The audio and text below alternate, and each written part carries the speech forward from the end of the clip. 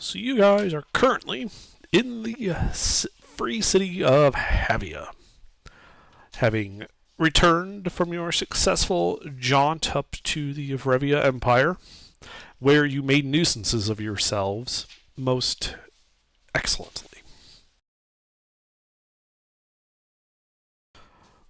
Upon your return to Havia, uh, there was a note that Nipia Creshies would like to meet with you guys.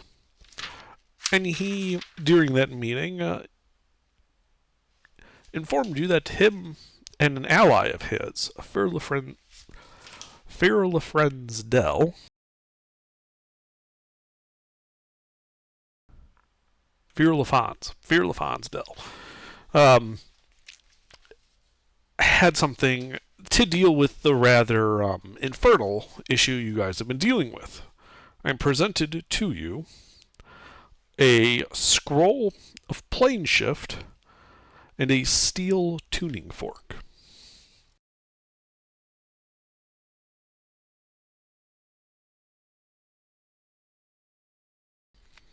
Safely ensconced in my inventory. Indeed.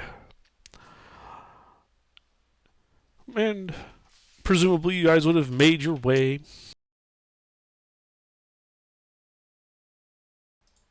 back to your usual rooms at the Shouting Cup. The Earth Ganassi behind the bar, named Cobblestone, just sitting there cleaning one of his innumerable glasses.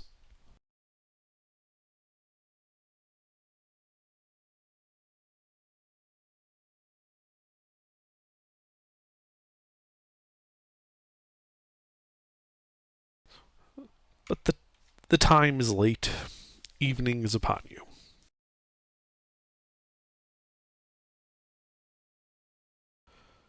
So what would you guys like to do? How much time before we actually have to go to bed? 10 minutes. Oh, I order a glass of milk. yeah, warm milk sounds good, and then bedtime. Alright. Glasses of warm milk are spread around.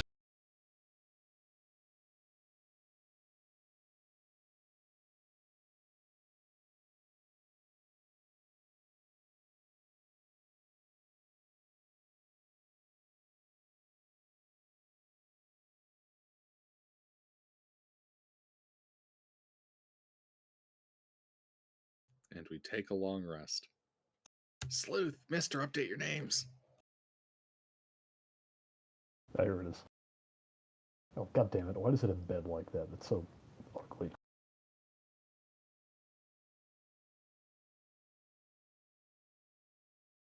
Only a real badass would ask for a milk in a bar full of seedy people.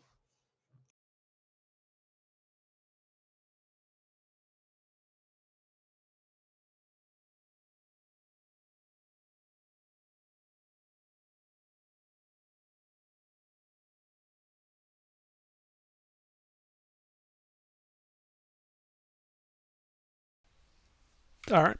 You guys go to sleep. Morning comes. You've all had a successful long rest.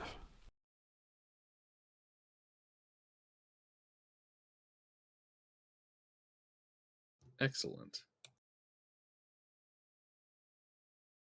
That's better. You go down to the bar as your wont to have breakfast. And as you're finishing up your meals, a somewhat reedy looking person dressed in somewhat plain but obviously magic user-ish robes enters the tavern. And he looks about, and upon seeing you guys eating at your table, begins heading right towards you.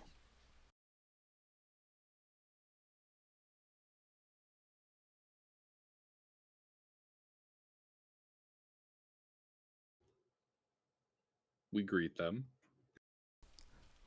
Ah, yes. You are Lucina Stein and Company, yes? Yes. Excellent, excellent. I'm Anil. I'm an associate with the Guild of Explorers, Arcanists, and Surveyors here at Havia, and if you have a moment, I would like to present a proposition to you. By all means. Please take a seat. Thank you. For some time now, we have been searching in the Idari Caves for a, a rather large complex known as the Deep Halls of Vodaran. We believe that we have located the entrance. Unfortunately, the entrance area is not exactly conducive to explorers such as myself entering it, and so we are looking for some more specialized assistance in that manner.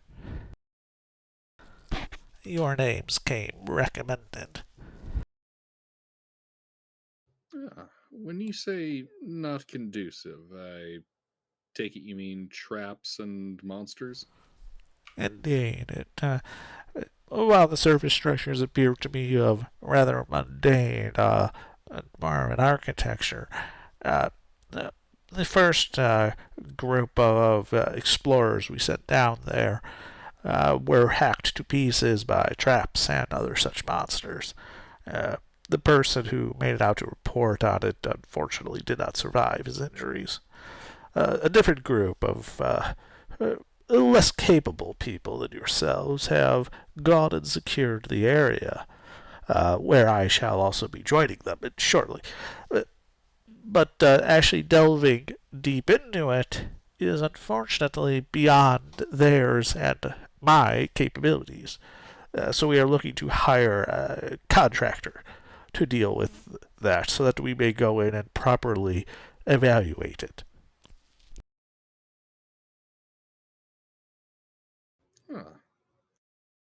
I think we can accept this. Whereabouts should we be headed? The entrance is the Idari Caves. It's about spending about 10 days to the northwest of town. We've set up a small camp about a mile or so from the site itself for security reasons. And by day, the other adventuring parties we've hired secure the surrounding area, so you don't need to worry about banditry or wildlife interfering in your work. We can basically make sure that the only thing you have to deal with is the dungeon itself. Oh, excellent. Indeed, we shall meet you there. That is most agreeable. I will see you there in 10 days, then. I shall leave you to make your preparations. Good day. As he stands up and begins walking out. That might be the single best nasally pencil pushing voice I have heard in a long time. Very well done. Thank you.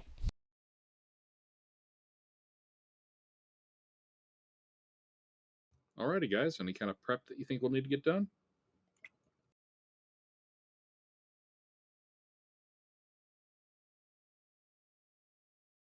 Hello? I don't have any prep I need to get done.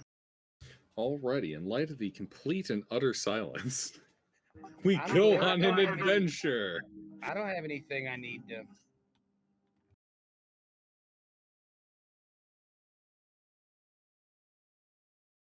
Yeah.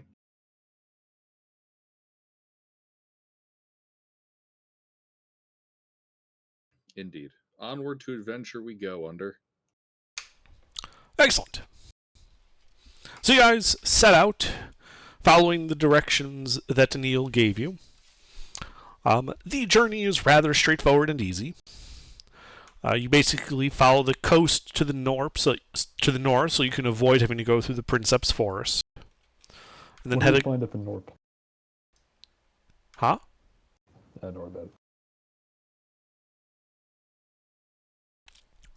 And then start to head to the northwest, entering the hilly area known as the Adari Cairns.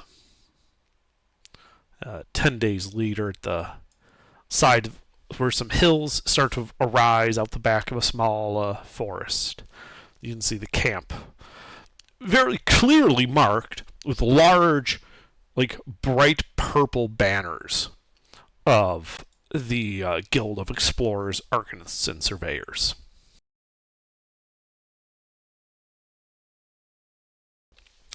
From what you can tell, there's like a large central tent also marked with that symbol. And various, what look to be like telescopes and instruments that you've seen masons use for like measuring like how level walls are. And you can see Neil kind of sighting in, looking off to the due west of you guys as you approach.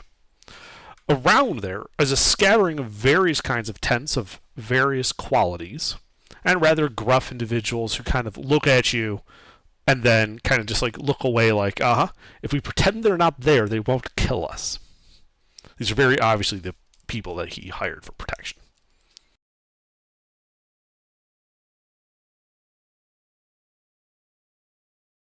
Wait. When you say that, what do you mean not kill? Insight check. Sure, make an insight check.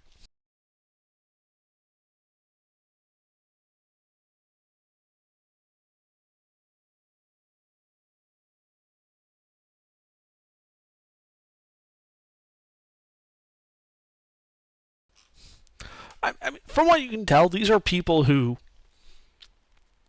are not that experienced. There's a lot of rather young people involved. Their equipment doesn't look to be of the highest quality. These are people who, if you were to form an adventuring party out of, this would be like their first time out. Ah. In other words, he cheaped out on like the area security and then is paying you guys the big bucks to actually delve deep.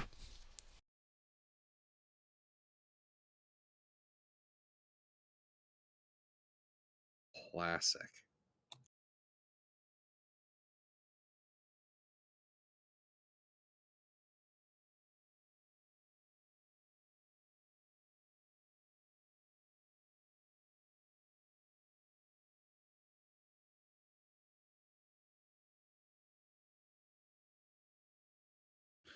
Alrighty.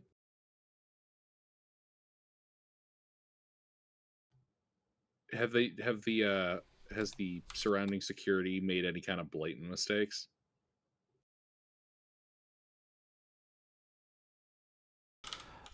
Not that you can see, nothing blatant.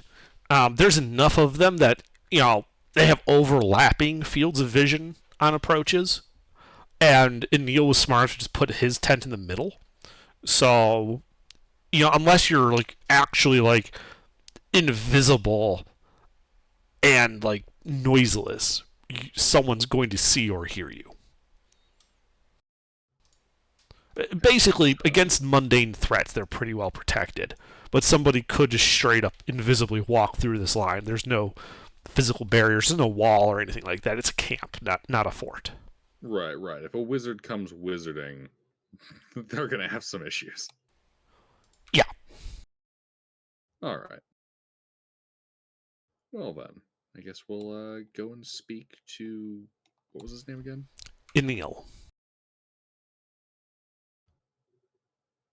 Neil. There we go. Thank you. We shall go speak to him then. Okay.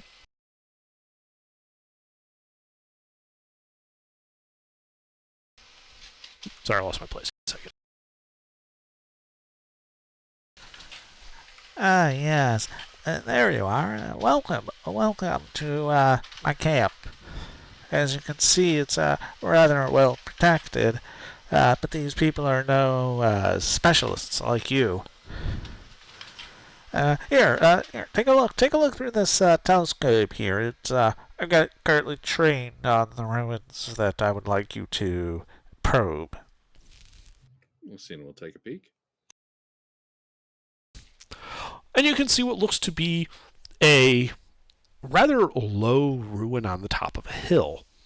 The structure appears to have once been a tower, though time and the elements have essentially rendered it down to where it looks like there's maybe a first floor there.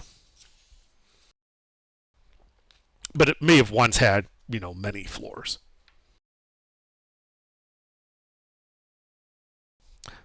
You Gotcha. hear Neil as you're looking through there. We're not so much interested in what's above so much as what's below. From what we've been able to tell, it should extend fairly far down and wide.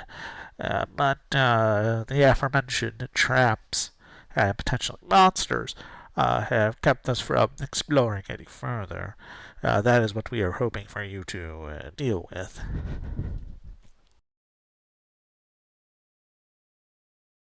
Should be quite doable.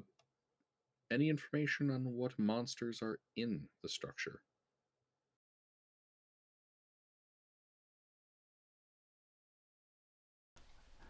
The party we sent in described moving statues and golem-like structures. At least that's where they were stopped by. As for what's beyond that, I have no idea. All right. Constructs, then, by the sound of it. Excellent. Well, then. Do you have anything else to add, or shall we begin? By all means, please begin at your leisure.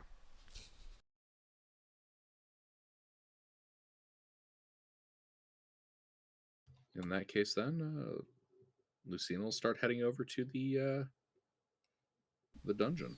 All right. It's about a 20-minute walk down this hill and up the other hill. It's only a mile away.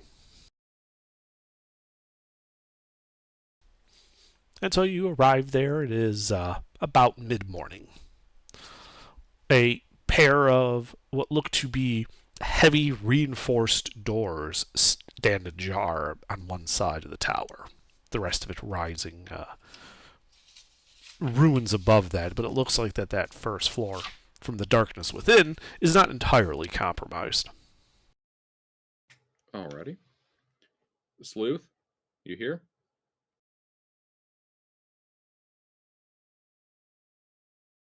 Sleuth.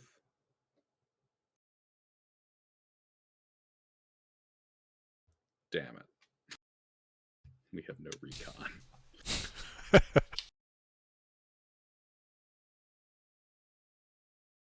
A mild inconvenience. Well then. Lucina will step inside. Okay. You step inside. And you can see that 4 statues dominate a large open space. While you can plainly see the remains of staircases on the far side of the room in the corners, you can clearly see that they, based on the dappled light coming onto them, essentially lead up and into the destroyed second floor. Not much left up there from what you saw.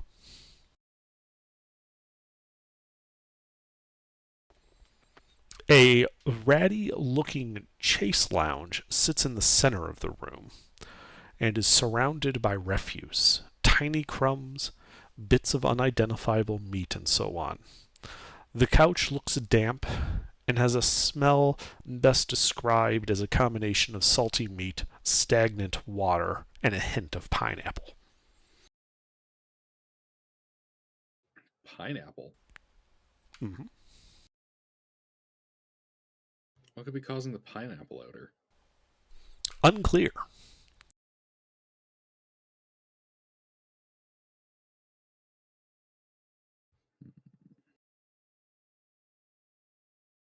Well then. Push into the room. Okay. Do you have a light source, or are you just using dark vision? Light cantrip. Ah, okay. So you would see, based on the fact you have colored vision, that the 4 statues are seemingly crafted from solid bronze and have silver nameplates at their bases. Ah. I'll head over and read those.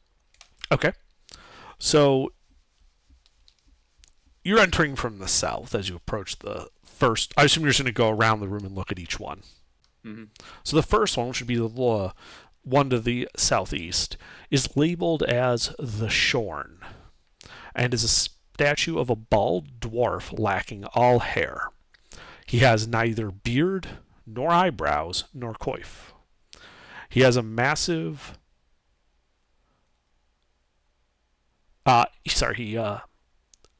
He sports a look of bemusement. His hand is outstretched, and his fingers are curled, as if he was holding something, but it has been removed. Does it look like it was shorn from the hand? No, it looks like if there was something that was sitting there, it was like a separate piece. There's no evidence that it was like destroyed or damaged. Alrighty. The next one is labeled the Hunter, and is a statue of a stout dwarf crouched down, as if preparing to pounce on prey. You can see the statue he wields a wickedly curved dagger in one hand, and a thick stone flagon in the other.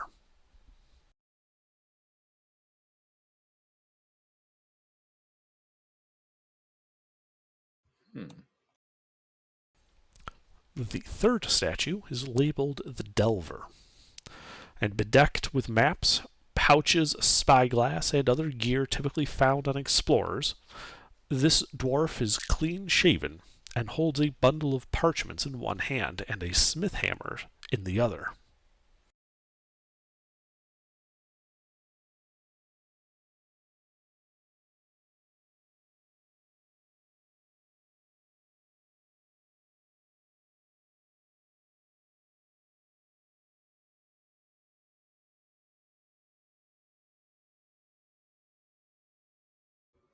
Alrighty. All right. And the fourth and last statue is labeled the Crafter, and wearing thick goggles. This dwarf seems to have scorch marks over his face. He holds a wickedly curved dagger in one hand, and wears a forge apron sporting the symbol of Retris, the evil goddess of work, on it.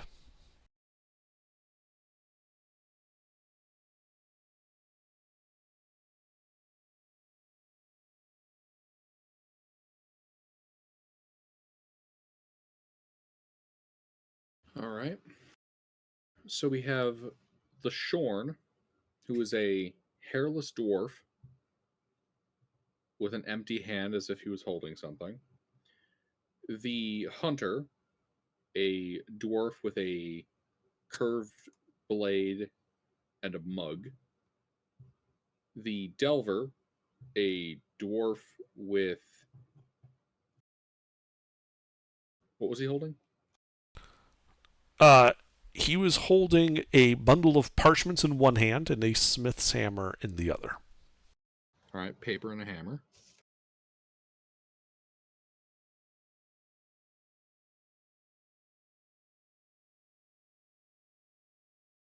Is that the one with the apron that says work on it? No, it's the Crafter.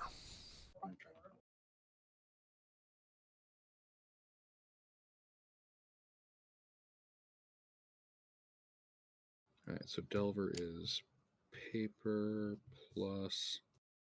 Here we go to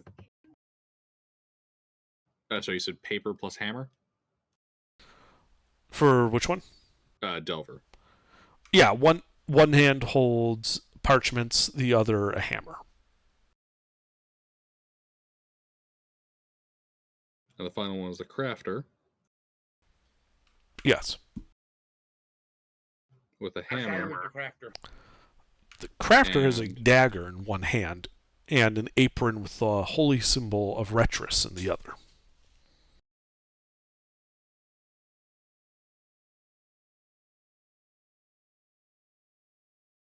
Alrighty.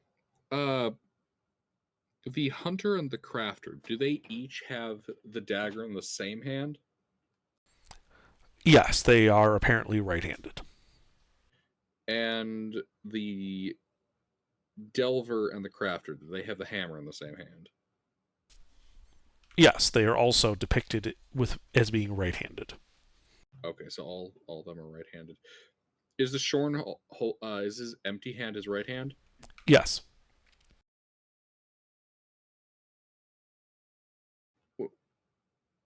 And it's like held open, like is it held in like expectingly or like The fingers are fixed in there? curled as if around the shaft of something or a handle, but whatever it was gripping is not there. Perhaps like a dagger. Hence why he's shorn. Stein, could you look around the room for a dagger? Sure. Make an investigation check.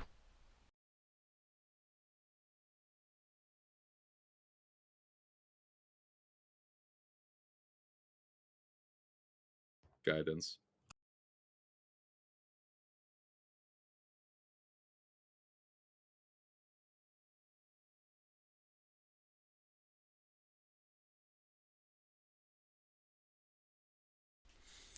So, Stein, as you're looking about, there is no like dagger or anything really of value in the room. Picking through the refuse near the center around the chase lounge, you do discover, however, fine markings, almost undetectable, made between the statues, forming a 20-foot by 20-foot square on the floor.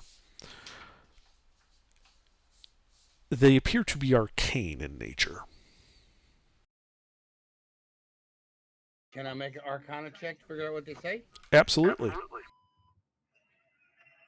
God don't blow up on me.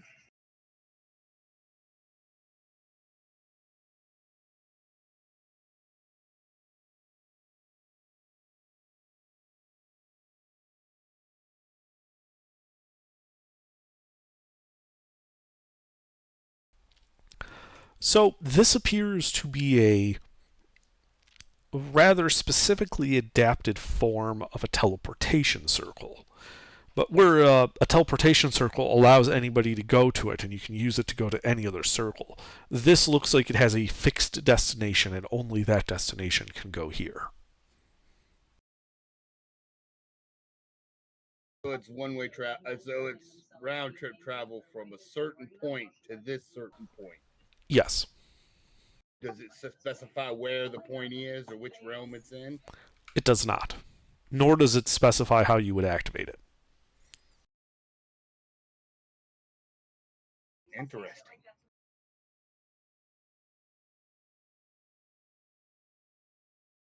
And just for reference, what was this place again? Gilbert?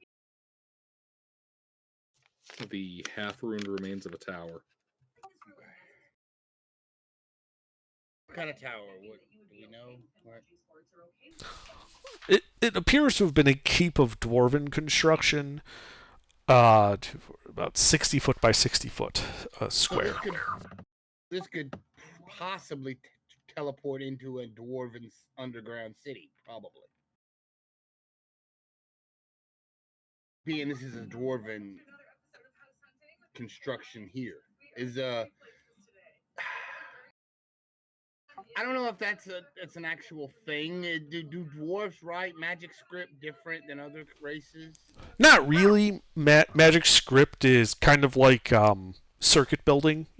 There's really only one way to do it. Oh, okay. To charge it with magic. That's what makes them arcane runes. They're not really a language so much as you're building magic circuits that then perform a function. Yeah, I was just wanting to see if it was the same. Okay.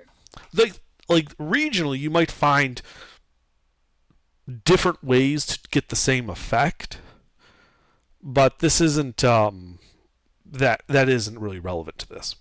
Yeah, the problem is dwarves like to use micro sigils on their arcane boards that have to be laser etched. Bullshit. Yeah, that's what I was wondering. If like elves and dwarves did it differently. Yeah, if you ever try to mount a field program Because with of a the way arcane gator, because of the way the you'll races find out. reacted to magic, I didn't know. Well, let's see. Stein, So do you have this goes from this tower to some other point somewhere. by the sound of it? Yeah, Stein, what's your religion skill? I actually have a very good religion skill. What do you know about the evil goddess of work depicted on this hammer?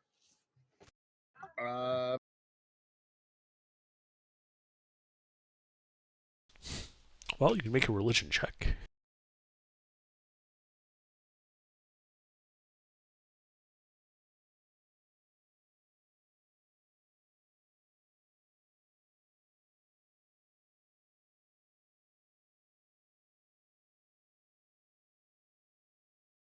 Yeah, Stein knows a lot about religion. To be non-religious, he knows an awful lot about it. Must be Retris. It is. And I mean, you know that it's considered the evil goddess of work. Specifically, like putting other people to work for you. That was going to be my question. The work aspect of it, is it voluntary or forced work? I'm surprised the symbol is a purple anvil and not like a cat of nine tails or something. Or a clock. Now, what is her symbol? It is the symbol is a purple anvil. Purple anvil. Okay, that makes sense, I guess. Ooh, or a chain. There you go. Okay.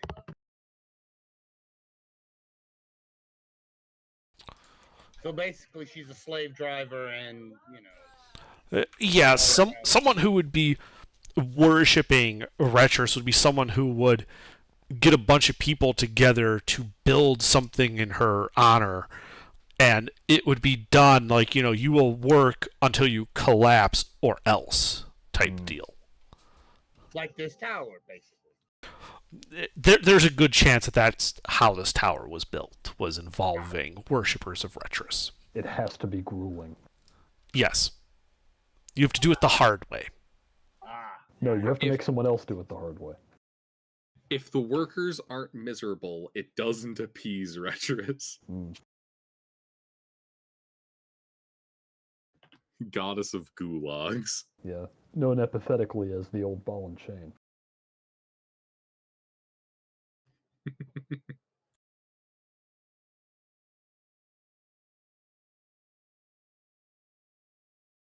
What's the significance of being hairless in dwarven culture? What kind of hairless are we talking about? Completely shorn, lacking all hair on the head. No beard? No beard. That's hardly a man at all. Yeah, it's generally a mark of censure. Or of, what's the term? Penance.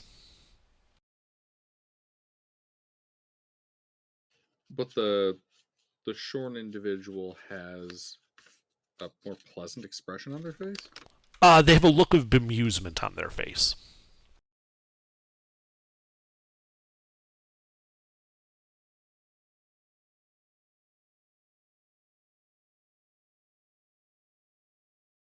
So we have a censored person who's bemused, a hunter who, what was their expression? Concentrating, as if they are preparing to enact a plan. A focused hunter, a delver who, if I recall, was looking at their papers. Yes. And a crafter looking down at their... How are they holding the dagger? Yeah, up or down? Well, up. The hunter has it out and kind of flat parallel to the ground, as if to prevent it from giving a glint away to whoever he's stalking. The other person carrying the dagger is the crafter, and in there they're just kind of holding it like straight up as if to show it off. And how are they holding their hammer? The Delver is holding the hammer about shoulder level, as if in mid-stroke coming down.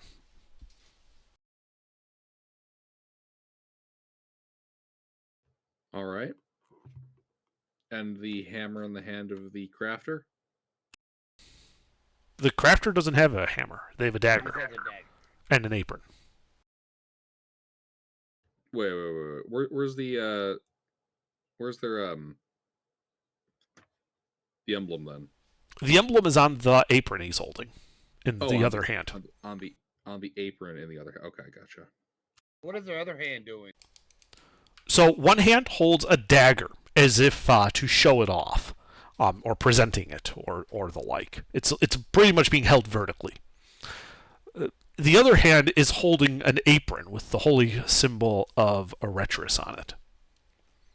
Oh, so it's holding the apron. It's not wearing the apron. Okay. Yes. Is the apron like being presented? Or is it just It's being held forward as if telling someone to take it or offering it. Or perhaps having taken it off is putting it down after a day's work. Gotcha. How is the hunter holding the mug? That seems weird. So they're crouched down. In one hand, they've kind of got the dagger parallel to the ground, low. The one holding the flagon is going across the top of the thigh, as if they're waiting and they were drinking while they were waiting. Okay, I gotcha. Well, I'm no expert on religion, but given that one of these was the symbol of a god, we might want to treat the others as if they are as well. If it's confusing, it's probably because the object isn't meant to literally represent what it is. And there are no other openings in the room? None that you can see. Do the items in these statues' hands appear to be removable?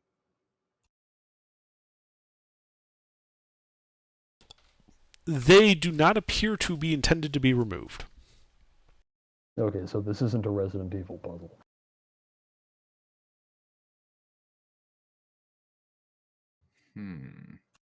And you said there are no other openings in the room? I mean, there's the doors you came in, the 2 stairs going up, and that's it. Okay, 2 stairs going. Okay.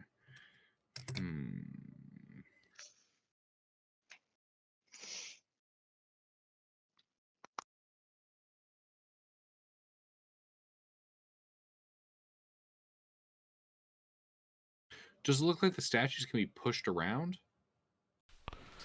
They appear to be firmly fixed to their plinths. You think you'd have to basically break them off the plinths if you wanted to move them out of here. Okay.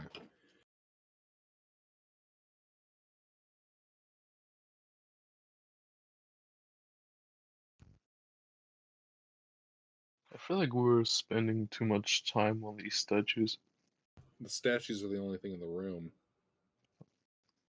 Really? If you got a better idea, by all means, present it. Thought there was like more places to go. I mean, the stairs, but they go up onto the broken roof. Huh. You know what? That's fair. Let's go check that out really quick. Up the stairs we go. We go up the stairs. Okay. You go up the stairs.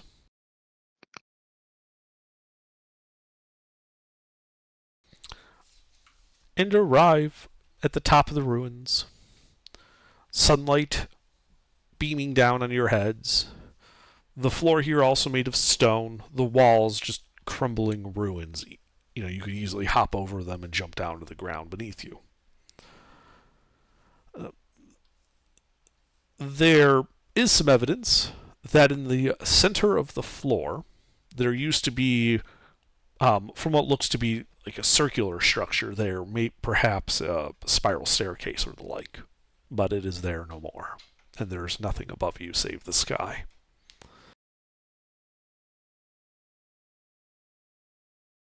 Alrighty. Stein, can you find anything here?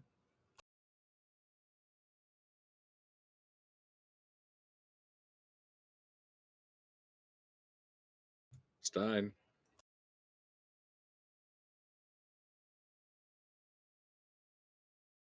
Mister, Yes. What?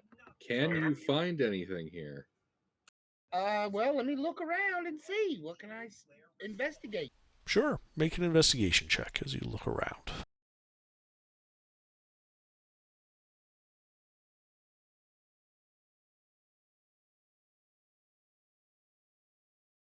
Damn.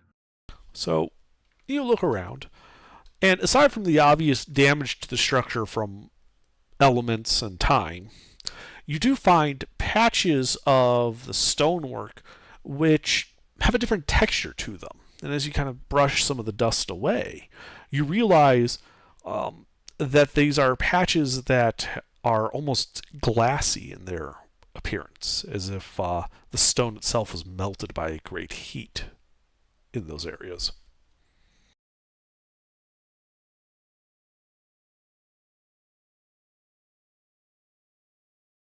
Ooh. Okay.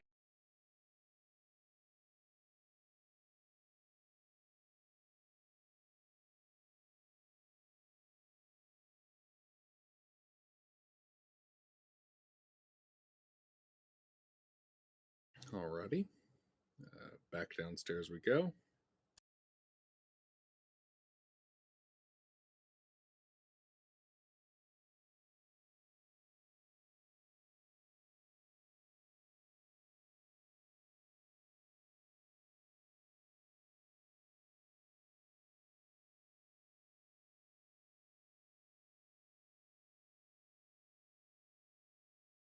Is there a point in this room that all the statues look like they're looking towards? Yes, they all face the Chase Lounge at the center. They do? Yes. Stein, investigate I'm gonna the walk lounge. over and sit down on the Chase Lounge. Okay. So you go and sit down in the Chase Lounge. You guys are all standing around there when he does that, or what? Yeah. Yeah, we'll watch Okay. him sit down on the chaise lounge. He sits on the Chase Lounge. Suddenly, when he does so, there is a bright flash of blue actinic light starting to come from those runic lines on the floor. And with a bit of a lurching sensation, as if like your stomach kind of falling out when you crest a hill at high speed. Yep. You find yourselves in a similar but different room. There are still 4 statues at the corner of this 20 by 20 area looking at you. Statues that appear similar, though slightly different. But you notice that to the south, there is no more an exterior door. There are no staircases to the northeast and the northwest, but instead, there are 2 spiraling staircases, one in the middle of the east wall, one in the middle of the west wall, that appear to head downward. Okay, I don't know how, but we're somewhere else. I don't know why sitting on a couch would trigger that, but okay. The modified teleportation circle. Yep, the modified. Oh. Well, we figured out how to activate it. So Yeah. That's a weird way to activate it, but whatever. And we're there's still a lounge here, right? Yes, he is sitting on the lounge. Stand back up and sit back down. Oh wait, I want to. All right. There is a bright flash of blue light, another lurch from your guts, and you find yourselves back in the room with the doors open to the outside and 2 staircases spiraling upwards in the northeast and northwest. Okay, do it again. I want to look at those statues. I mean, can we move? Can I touch one of the statues that's? I think he means on the basement floor. I sit down on the chaise lounge. Yeah, we sit back down. And with a lurch, you find yourselves displaced to the other room. I stand up again. Tell me about those statues. Okay. So, make just an investigation check real quick. Okay. Does somebody want to help me with that? Or do it instead of me?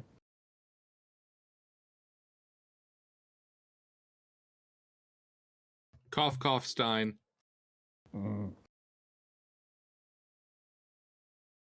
If you make me do it, I'm not going to find anything. Alright, I guess he's not here. Mr. Yeah.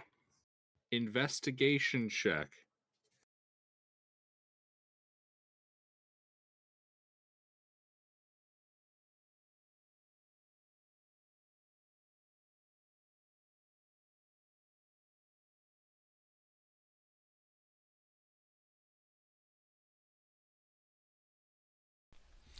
Alrighty.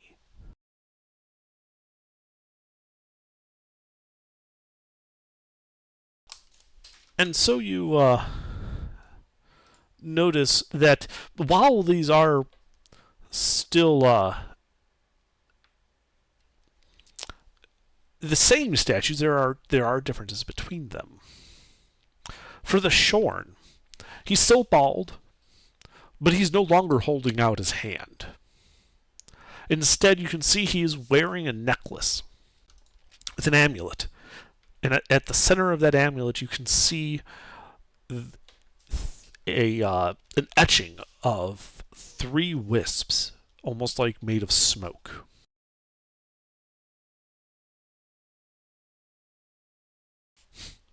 On the hunter, you notice that it's still crouched, still holding that wickedly curved dagger. But you notice the flagon on this one is sculpted as if it is currently almost overflowing. Several loose coins are scattered around the feet.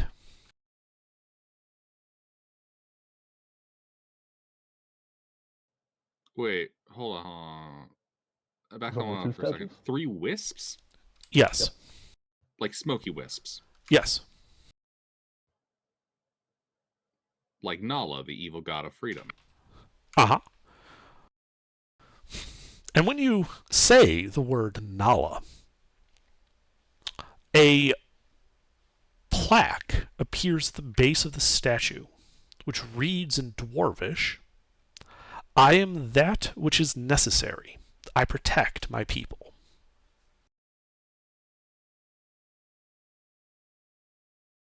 All right.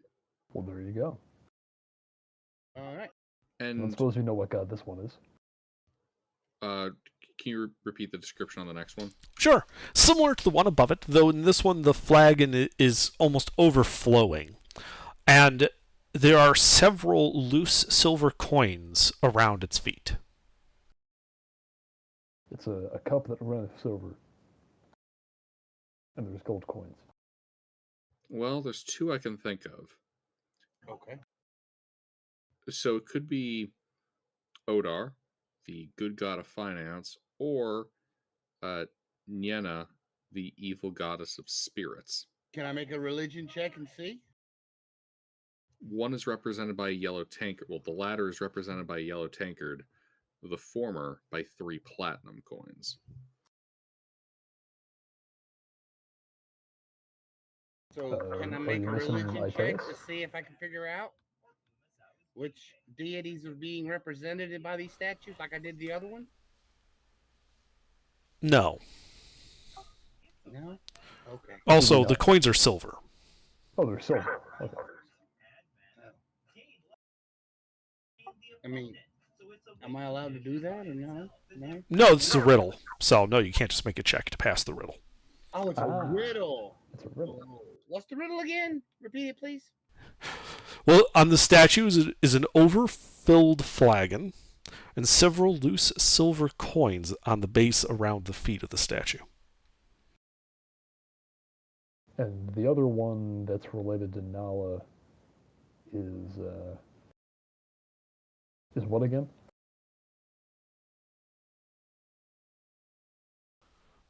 You can see that this one is wearing a necklace that has 3 wisps of smoke. Right. Okay. I More don't think the, that one's a the riddle. riddle That one's... itself, like what appeared in Dwarvish. Oh, that was I am what is necessary. I protect my people, or something like that.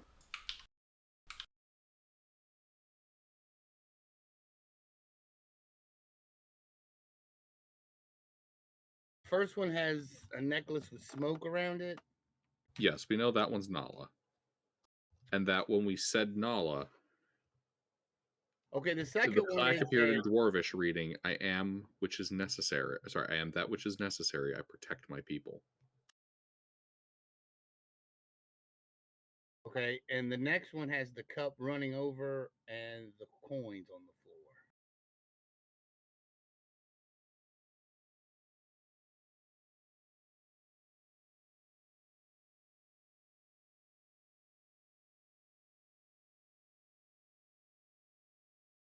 Something about cup runneth over.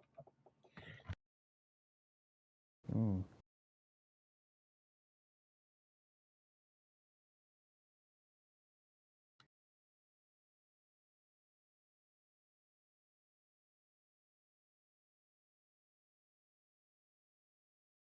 It's hard to get the mental image of a visual puzzle.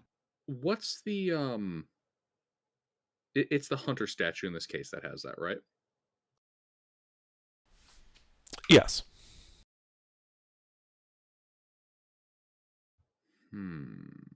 And the hunter in the other room had a what, Gilbert? A knife and an empty flagon.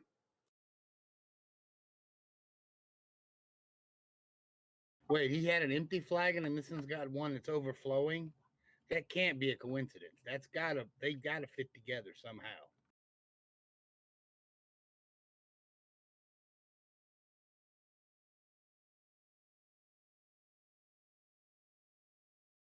Are these coins laid at the feet, or do they look like they're scattered? They look like they are scattered. Like they're up on the plinth, but they are not just stacked neatly next to the foot. There's like 4 coins that are just on the plinth itself. They look like they fell from the cup. They might have. You know, when you get closer, you see that the imprint on it isn't like what you normally expect on a coin, being like a face or something like that. It's just a sword, like the symbol of a sword impressed into the silver. Ah.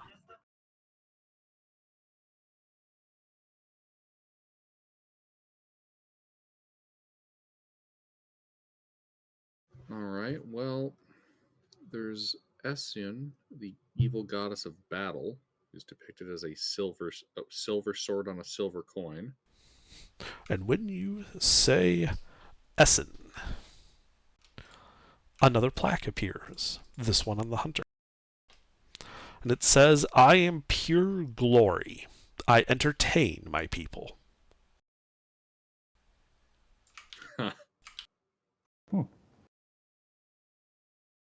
Okay, I guess we solved the riddle, but this is just telling us information about the gods. What's the next statue? I thought there were only 2. No, there's 4. Oh, yeah, what do the other 2? So the one that is the Delver, bedecked with maps, pouches, and a spyglass, other gear typically found on explorers. A fistful of parchments in one hand. And this one, a short sword in the other. The pommel worked into the shape of a cog. Enir, the evil god of wonders. Like, do we have to be rolling religion to know this, or is this common enough knowledge? This is common enough knowledge. Okay, yeah, that's Enir. Yep, Indeed. Enir. Yep. And when you say Enir, a plaque appears. I am the temptation of power. I am to be respected, but not touched.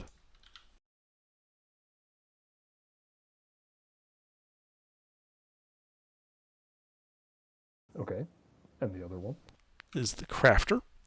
And wearing thick goggles, this dwarf has scorch marks over its face. And he wears a gilded mask decorated with, like, artistic looking scorch marks across the face. And he holds an ornate gauntlet in his outstretched hand. And in the gauntlet, you can very clearly see an embossed symbol of a whip surrounded by drops of blood. Thrasil, the good god of mercy.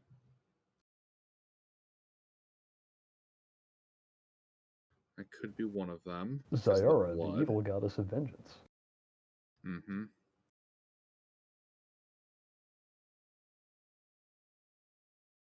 Whoa. Is this mask like gilded, like made of a different material? No. Okay, so it's not Guba. Yeah, that was the part I was getting at there. It's like, So well, are gilded can look yellow. all these the same god, or each No, one? they're all different ones. Hold on. So they're presenting a gauntlet. So they got the mask presenting a gauntlet. The gauntlet on it has a flail with 3 flicks of blood. Is that correct? No. It is a whip surrounded by drops of blood. Sorry, a whip. Yeah, not a flail, but a whip. A Bora. A flail god of and a whip are very similar. And when you say the name Obor, a plaque appears. I am the balance between war and defense. I am stretched thin, but hold strong.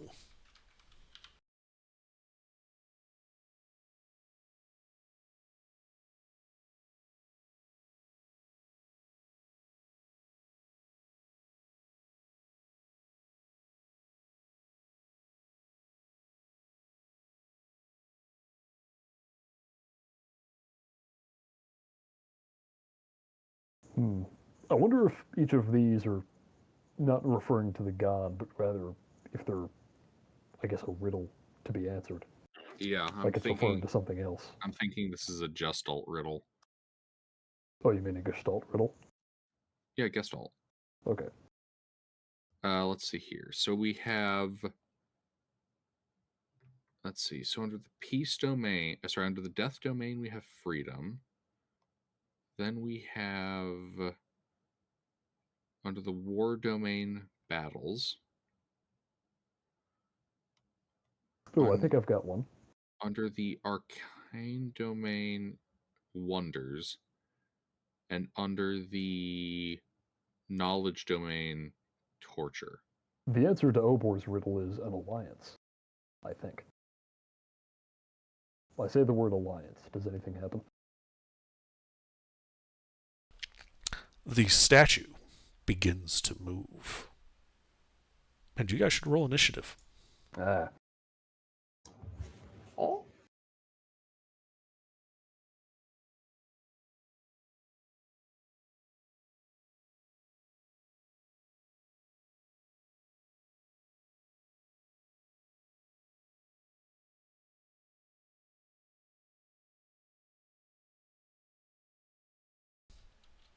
Very quiet in here. Yeah, we're rolling initiative.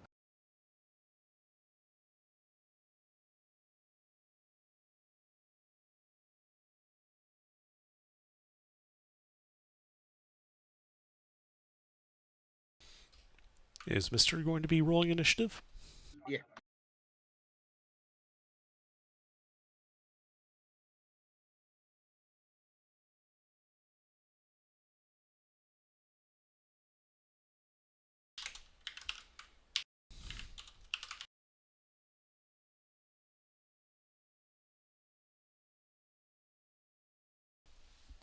All right, Stein, what do you do?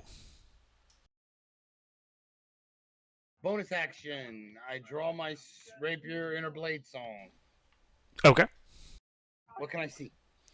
The statue of the craftsman, or the crafter, is moving, stepping off its plinth, and it does not look friendly. Okie dokie. Well, then that changes up a little bit of what I'm gonna do. Let me see what actually related blade song. You know what? I want him to make me a charisma saving throw. Okay. This is a spell? Yeah.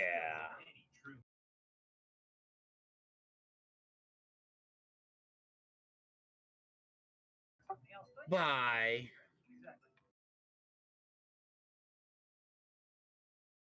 I guess banishment. Hmm. Bye. Yeah, he disappears.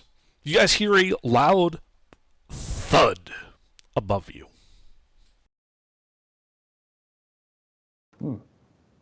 I guess Upstairs we're must be in the plane that timeout he's room, headed huh? to.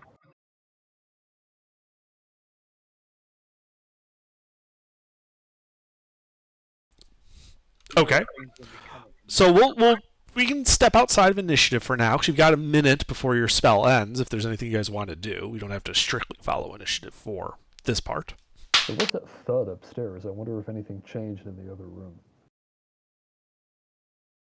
What do we think? Do we want to go look? If you want, you can go look. Okay. Well, if I go look, you're all coming with me. Well, Let's simply wait. Sounds like it was banished up there. Okay.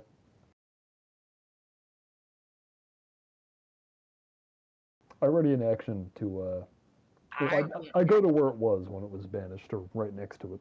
I don't want to get telefragged, and I ready in action to smack it when it shows back up. all right. Everybody's getting in position. Is that what you're all doing? So far, Stone Soup's the only one who's ready in action. I will also ready in action to smack it. I have no things I can ready that are not going to waste spell slots, so I'm just going to be ruminating on the riddle. You realize if we go back to initiative, it'll be his turn. No, it won't be. Oh, it won't? Okay. Nope. Oh, well then, I am going to drop concentration. Okay. So yeah, he drops concentration. Stein and Ipfon, and Stone Soup, your ready attacks would go off. You can each make your one attack. As the statue reappears.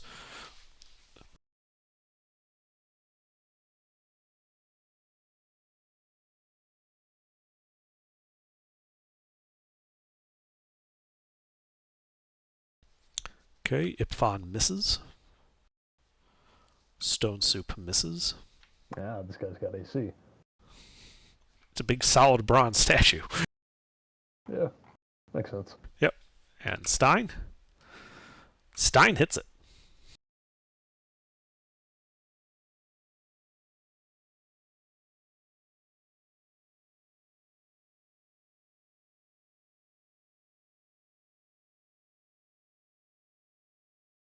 Non-magical piercing damage. It has no effect. I didn't think it would. Yeah.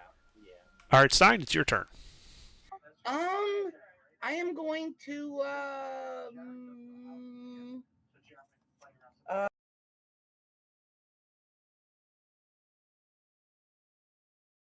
let me double check something and then I'll tell you.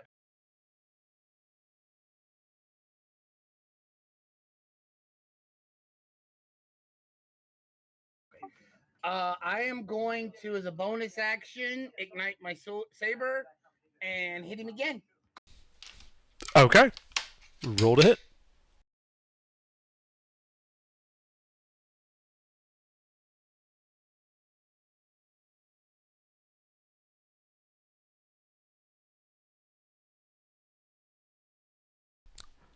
You do not hit him. Okay. So, I am going to move away from this thing. You have the mobile feat, right? Yes. Alright, so you do not provoke an attack of opportunity. Ooh, that's why I attacked him first. I am going to back away 40 feet from this thing. Okay, that would basically put you at like the wall. You can't go back any further than that. Yeah, cool. All right, his turn.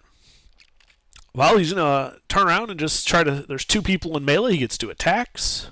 He's gonna try and smack Ipfon first.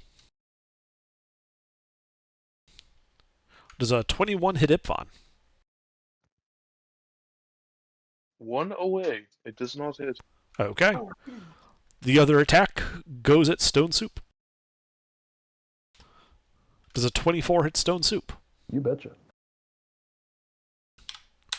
It smacks you for 23 points of magical bludgeoning damage.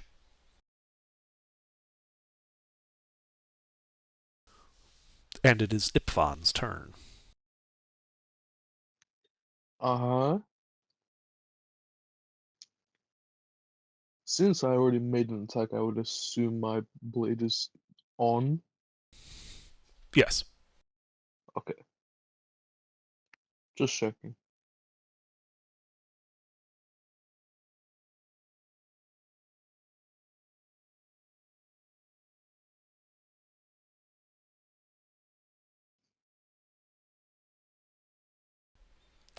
Two hits. Very nice. Okay, I'm gonna roll the first one first. I don't assume this thing registers as celestial, undead, or fiend. Correct. Okay. This is much more in the construct family. Yeah. It could be like a celestial construct or something. I don't know. Just have to check. We'll do first attack 4th level just to see if it has any effect. So that's 68 plus improved plus weapon. So that's 8. Yeah, that's 8d8. Okay.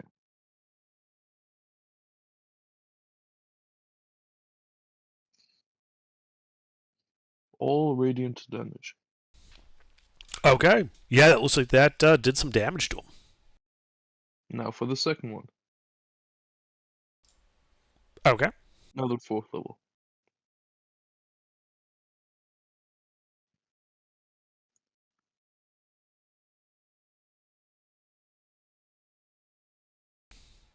All right. Yep, that hurts him some more. Good. Anything else? I'm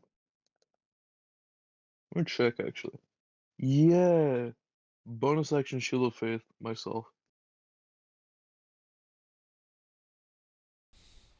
Okay. Hope this thing doesn't have mage there. That'd be awful.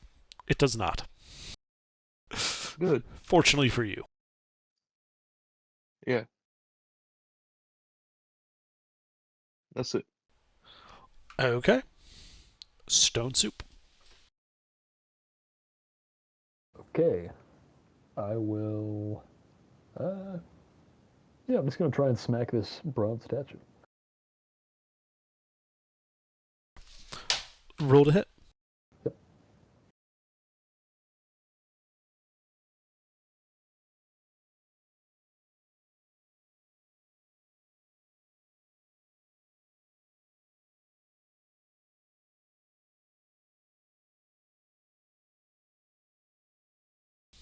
Okay. 2 hits. All right. Has to make 2 dex saves. Mm-hmm.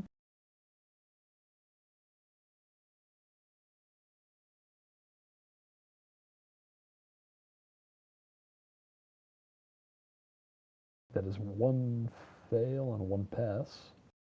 Okay. Yep. So that's the regular magical bludgeoning damage. And let's see.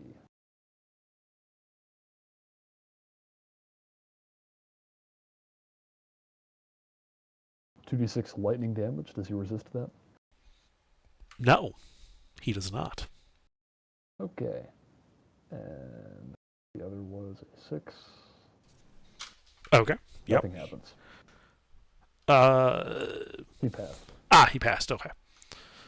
Yeah, but he looks like he's now bloodied. All right. That is my turn. All right, Lucina. All right. 1 second. All right. So I'm going to give the statue an answer to the riddle.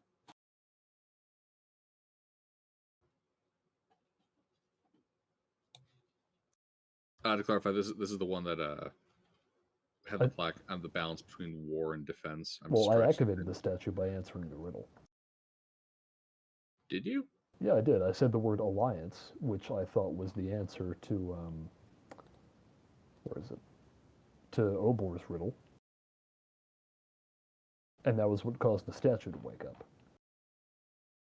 If you'll recall, that riddle was, I am the balance between war and defense. I am stretched thin, but hold strong.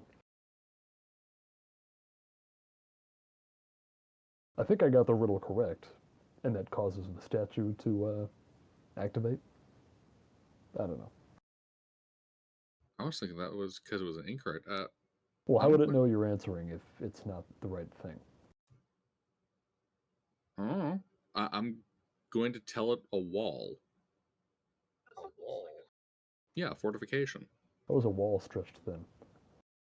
It's literally long and thin. What? No. 10 years at best. Say it again, or It was posted at 9:52. Just scroll up, mister. Yeah. I am the balance between war and defense. I am stretched thin, but hold strong. There is no apparent reaction to saying the word wall.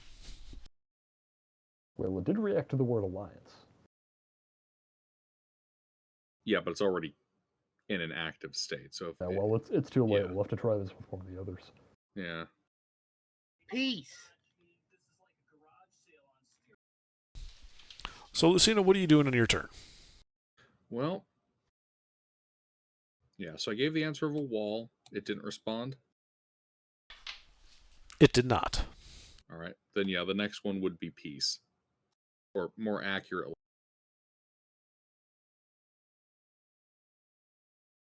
where It also does not react to the word peace. all right. There's only one more I can reasonably think I could come up with and spout it off in 6 seconds. It is man. How the fuck is this pronounced? Feralis? The good god of mercy? It does not respond. All right. That's all. Okay. I've effectively given 3 answers. There's Yeah. not much I can do verbal Stein? component-wise in that time. So we're not attacking. We're gonna try to come up with some answers. No, you can I'm keep gonna keep attacking if you attacking. want. Okay. Yeah, but did you mean Forasil? Yeah, whatever.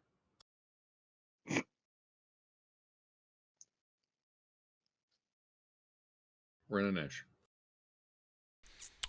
The 25 will hit Stein.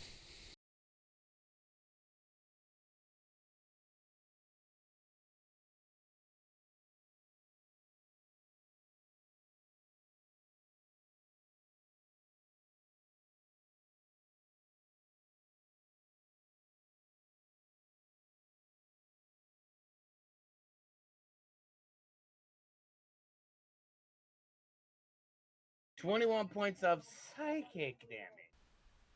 Has no effect. Crapola. I'm gonna move away again. Okay. You back up away from the statue. That does not bode well. And let's see. I am.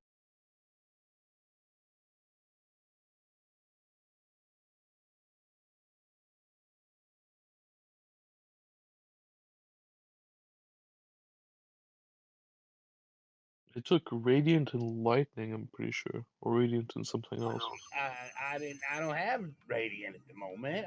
My main primary attacking is Psychic. Don't have many things that are immune to it, but I can switch up. I got something else I can use.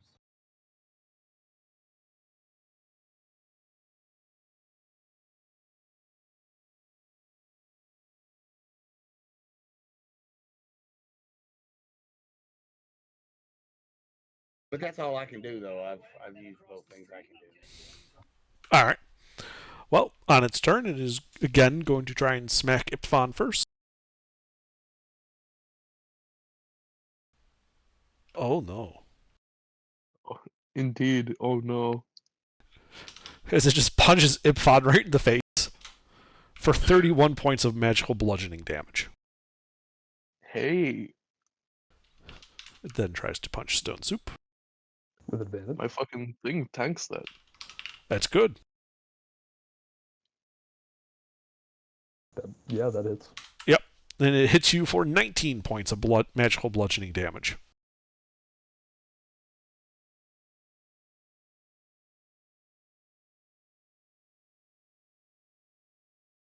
Okay. And Ipfon, it is your turn. Uh-huh. Yeah, no, that wasn't very nice. I'm gonna try again.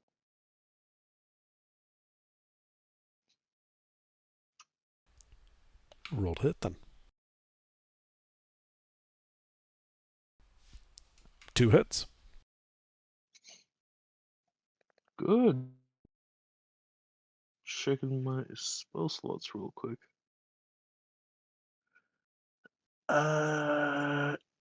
Yeah, 2/3.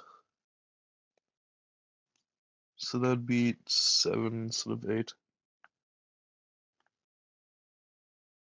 Pretty sure. Let me check. Yeah.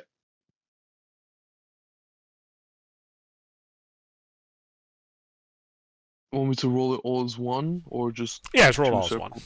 It's fine. Okay. It is all the exact same damage.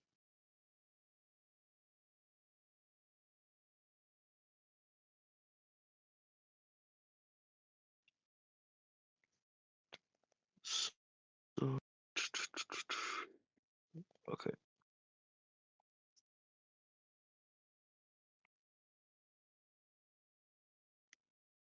All radiant. All right. Yeah, it's starting to look pretty rough. Anything else? Bonus action. What the fuck was it called? Harness divine power. Getting this one spell slot back. 3rd Okay. level. That's it. All right. Stone Soup. All right.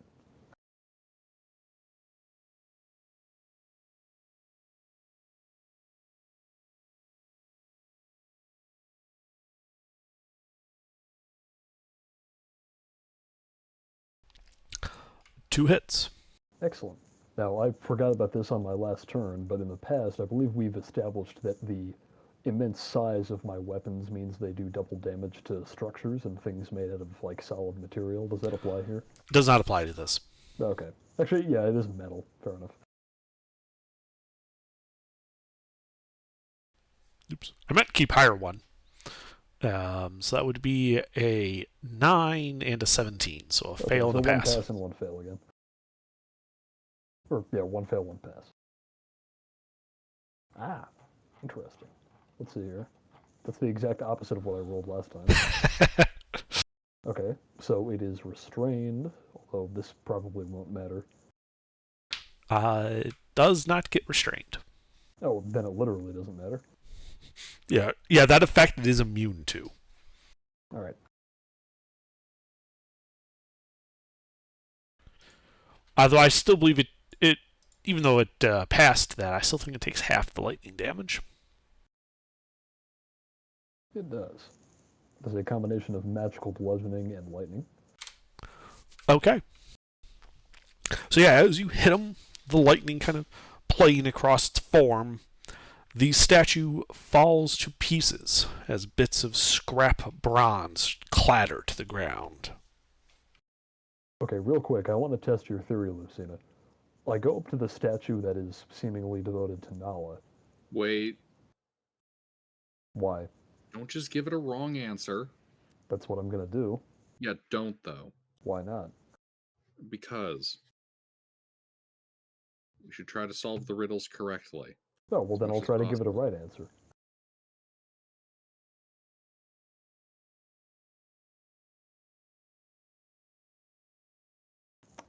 Oh yeah, so it's I am that which is necessary, I protect my people. And what other details can you tell us again about the statue itself? This is the Nala one. Yeah. Okay.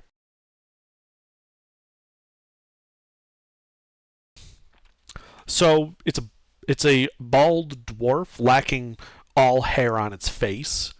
So it has no beard, doesn't even have eyebrows or hair on its head. He sports a bemused expression and is wearing a necklace with an amulet on it depicting 3 wisps of smoke. Stoner to me. There is a plate at the base of the statue that reads, "I am that which is necessary. I protect my people."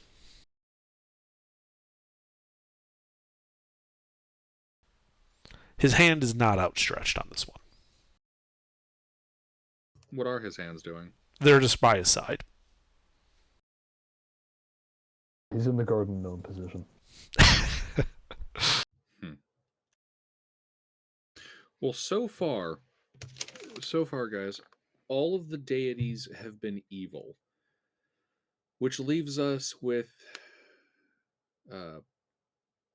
Axki, Itia, Bomthar, Gumtuna, Itius, Niena, Essin, Nova, or sorry, Zova, Rindal, and Ziara. What was the inscription on the plaque for the statue devoted to? Is there one to violence? To several. There are several types of violence specified. Sorry, Pete, you got cut off. What was your question? What is the inscription on the plaque in front of the statue devoted to Ymir? That is the Delver. It says, "I am the temptation of power. I am to be respected, but not touched."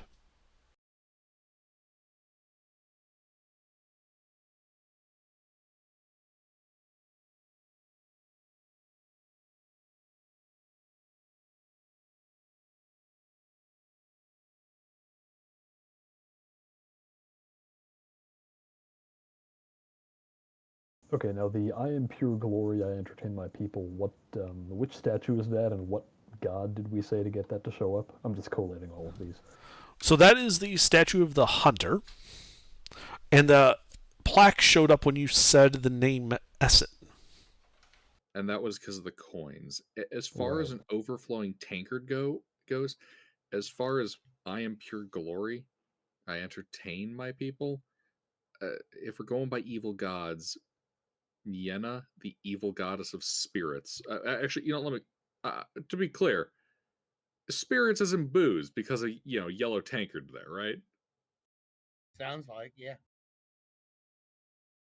Okay, and which statue is the one devoted to Obor? The one that you just killed I know. What did it look like? had a gauntlet it was holding out. Yeah, but what was its job? Each of these has a job. Oh, it was the one that in the previous room was dedicated to Retris. I know. It but was a craftsman. Thank you. And no, Niena, the evil goddess of spirits, is in fact referring to those which you drink. Right. Not the woo woo spirits, but the drinkable kind. Right. I have The a feeling woo-woo that one's spirits. more the domain of Azagi. The evil god of souls, I imagine that's the more spooky ghost one. Yeah.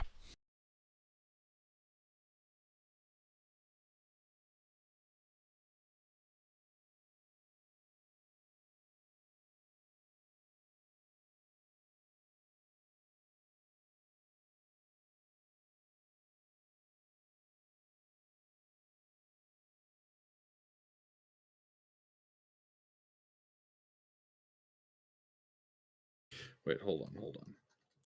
So the first one we identified in this room was with Nala. The second one we identified in this room was with Essen. So war. The Delver was identified with Inir, which is Wonders.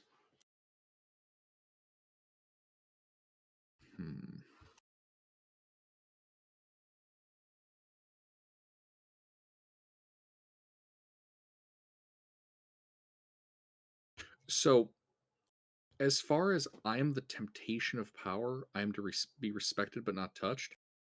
If this is going with deities, I'm inclined to suggest that it's Itius, the evil goddess of chance. The reason being that those in power are more likely to take risks because they think they can't fail. I'd be confused if the answer to these riddles was intended to be another different god than the one inscribed on the statue. I know so far though it's the best working idea I have so far. No, I think the answers to these riddles might just be regular concepts, like a normal riddle. It's also possible that I got that riddle right, and getting the riddle right causes the statue to activate. And if we kill What her, did you then say something about happens. that riddle, the destroyed one? What did you say? I said the answer to that was alliances. Alliances? Yep. It should be noted that on the previous floor, Yeah, that makes answer... sense because he was holding the tunic in the other room, pointing it outward. What? That's a totally different statue, mister. No, wait, he might be onto something. Maybe the other statue, though. The other statue, though, is the one of work. The answer was relaxation. You sat down and took a break. Didn't the crafter have the knife and the apron? Yeah. Didn't the crafter have the apron extended like to you? Okay, that's a little bit. I don't know if that's related to this. No, mister. Mister, the previous one was a deity associated with putting others to work. And like working till you drop. The way to get to the next layer was to sit in a lounge. Okay. I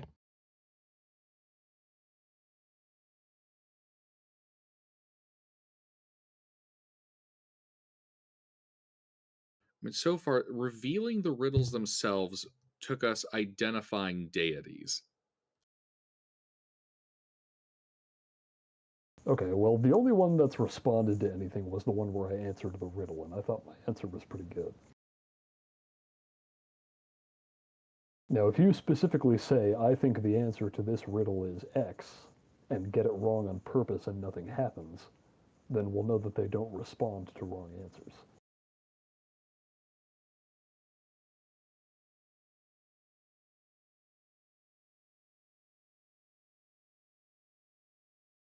So, pick which one of these you want to fight next. If that is how they work.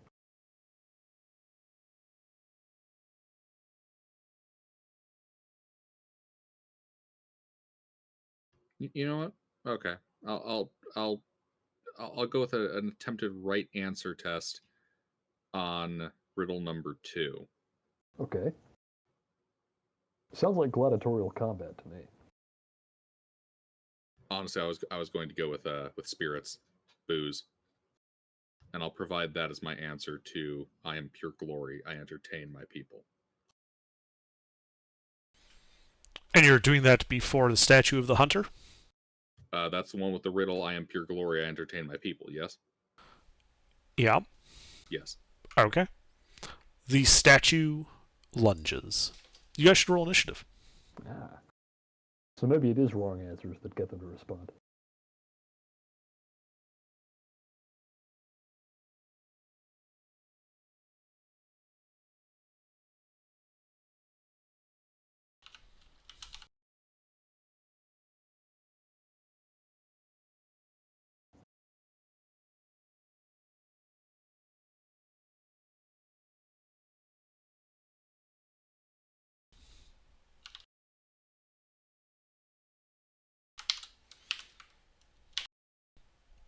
Wait, no, that's not right.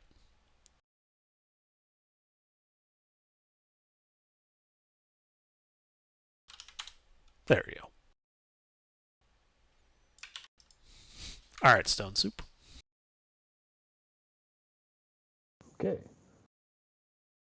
Yeah, I'll smack the statue. Okay. A roll to hit. 2 hits.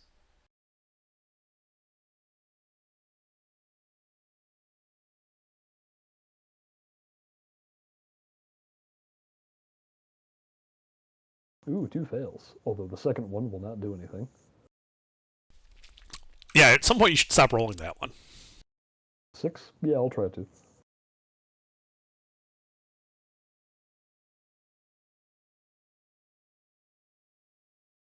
That is a mix of 47 magical bludgeoning and acid. I don't know if they're vulnerable to acid or anything. They're not vulnerable, but they do take damage from it. Yep. Yeah, it's in there. All right, yeah. Yeah, looks like it did some damage to him. Anything else? No, that's it. Stein? Draw my rapier inner blade song.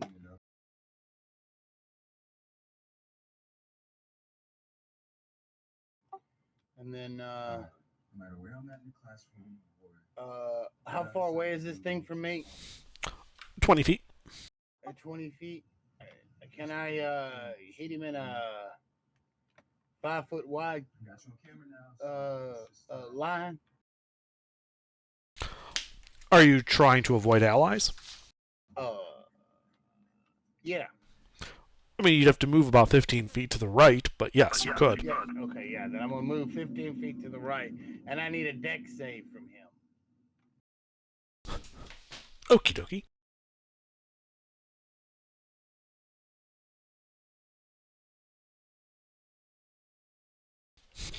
Yeah, he failed that one, I bet. Yeah. That's a damn. Yeah, that's a. They're not very dexterous.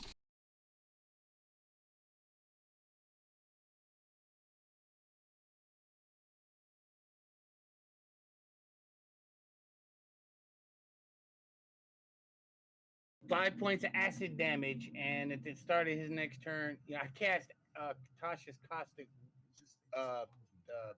brew at him. Ah, okay. He's Fair covered enough. in acid, so Mm-hmm. at the start of each of his turns until he takes an action to wipe it off. Alrighty. And that's all I'm doing. Okay. Its turn. Only Stone Soup's in melee with it. So it's going to swing its dagger down at you, Stone Soup, twice. Ooh. At advantage. Indeed. Those both hit. Indeed. On its turn, it's not going to clean the acid off? Nope. Too busy. As it hacks at Stone Soup for 61 points of magical slashing damage. Ooh. It takes 4 more acid damage. Okay. Ipon, it is now your turn. Has it been less than 10 minutes since the last fight? Yes. Then Shield of Faith is still up. Okay. I will attack. Ooh, roll to hit.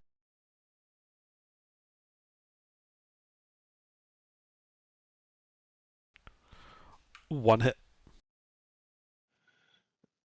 Okay.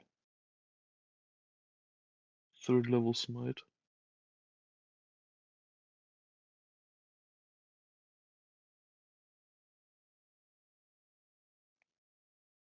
All radiant.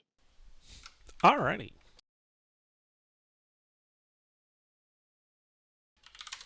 Yeah, it is banged up, but still chugging. Anything else? Let me check.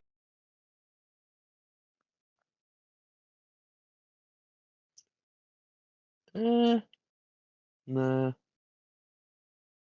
I'm good. All right, Lucina. Chromatic orb upcast. Okay. What kind? We'll go with Thunder 8th level.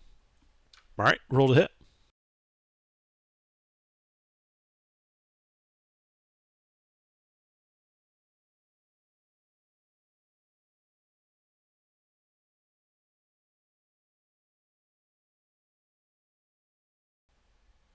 You miss.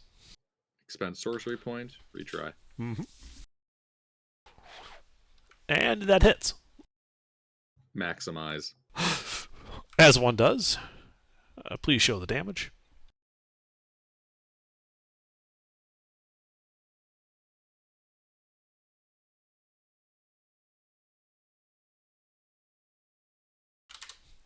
It is now bloodied. Anything else? Nope. Stone soup.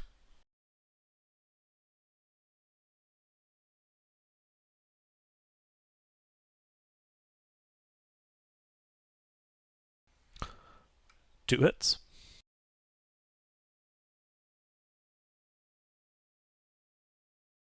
There, rolled something else.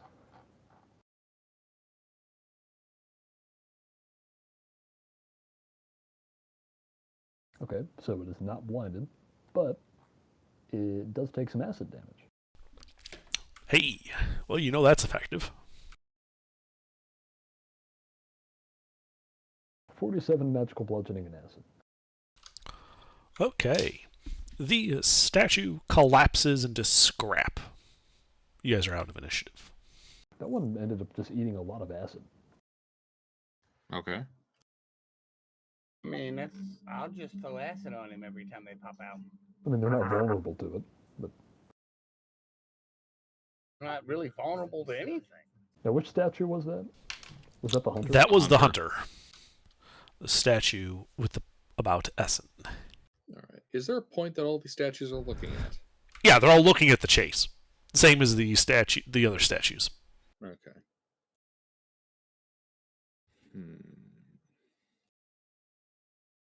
I still say the two sets of statues are connected. Could be. Oh, god damn it, I did it in the wrong order. Mister, what do you mean by that? The ones in the room with the chase where we teleported from, and the ones in the room with the chase where we arrived. There were Could be. 4 statues, and I believe that the riddles contain images from both statues. All right. I sit down in the chaise lounge. Okay, we're going back to the other room then. Yeah, boink! You guys are back in the other room. All right, which statue is in the position corresponding to the shaved one that's related to Nala? It's the same. The statues are in the same order. So it's still the shorn one. Are the statues over here disturbed or still No. here?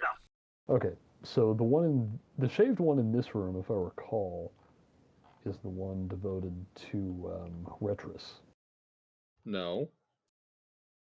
No? The one devoted to Retris on the first floor is the crafter, the one that we just destroyed on the lower floor.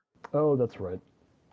Yeah, The shaved hunter one on the first floor is a dagger and an empty flagon, like he was finishing drinking it when he found his prey.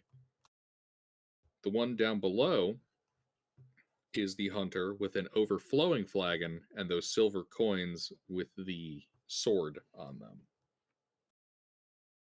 The shaved on the upper floor is a rather bemused looking shaved dude with an open hand. The shaved, I should say the shorn on the lower floor is standing like a gnome with that amulet with the 3 wisps of smoke.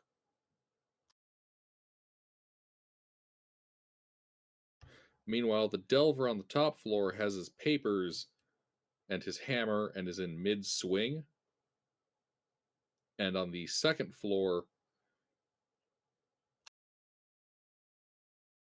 he's doing something different. I do not recall specifically what. I didn't. He has a fistful of parchments in one hand, and a short sword, the pommel of which is worked into the shape of a cog in the other. Okay, repeat the description of the shaved statue on the first floor. So it's a bald dwarf lacking all hair. So he's neither beard nor eyebrows nor coif. He sports a look of bemusement, and his right hand is outstretched with its fingers curled as if he was holding something that has been removed. Okay, and there's no other visible iconography on that one? Correct.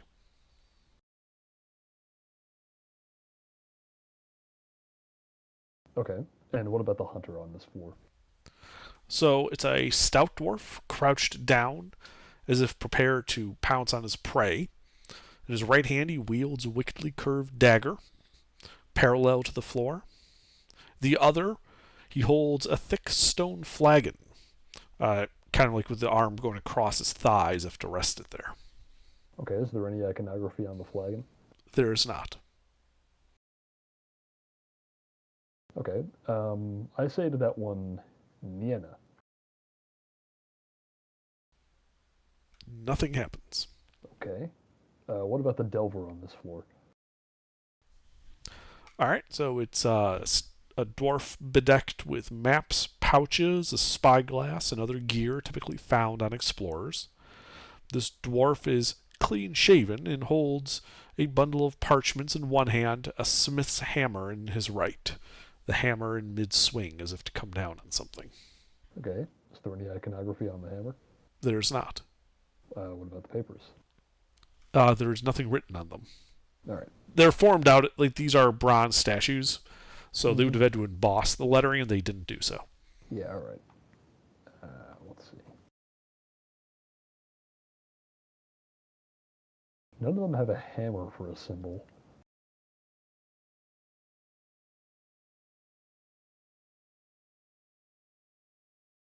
Okay, what about the crafter on this floor? So, wearing thick goggles, this dwarf seems to have scorch marks rendered over its face. He holds a wickedly curved dagger in his right hand, holding it vertically as if to present it. In his left hand, he holds out an apron, folded out and sporting the symbol of Retris. Okay, I say Retris. Nothing happens. Interesting.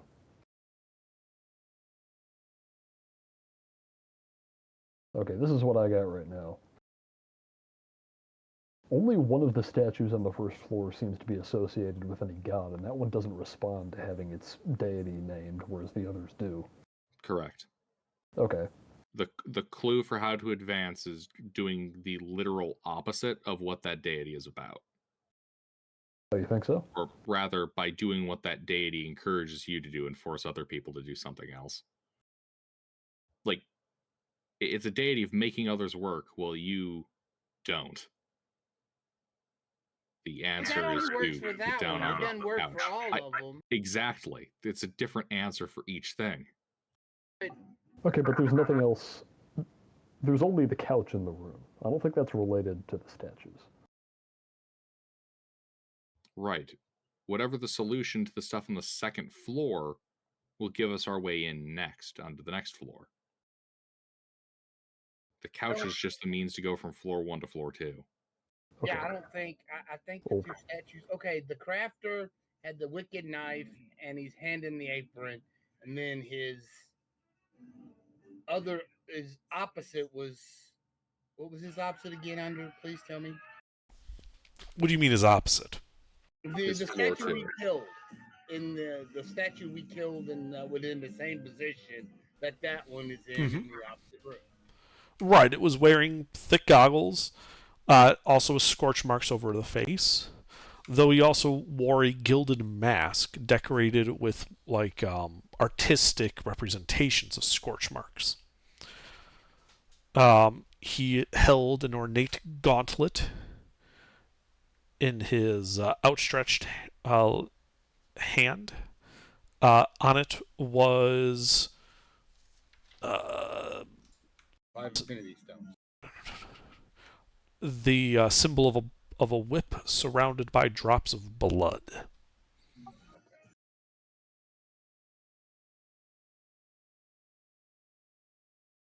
And the riddle was, I am the balance between war and defense. I am stretched thin, but hold strong. No, that's Obor. That was That- the crafter on the second floor. Yes, that was the riddle to the one that we destroyed. That is the one that Mister is asking about.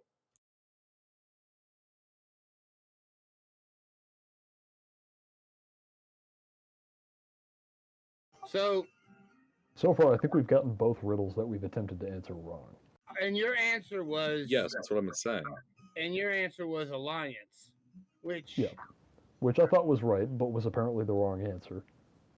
I mean it's close. I mean it's in a similar vein though.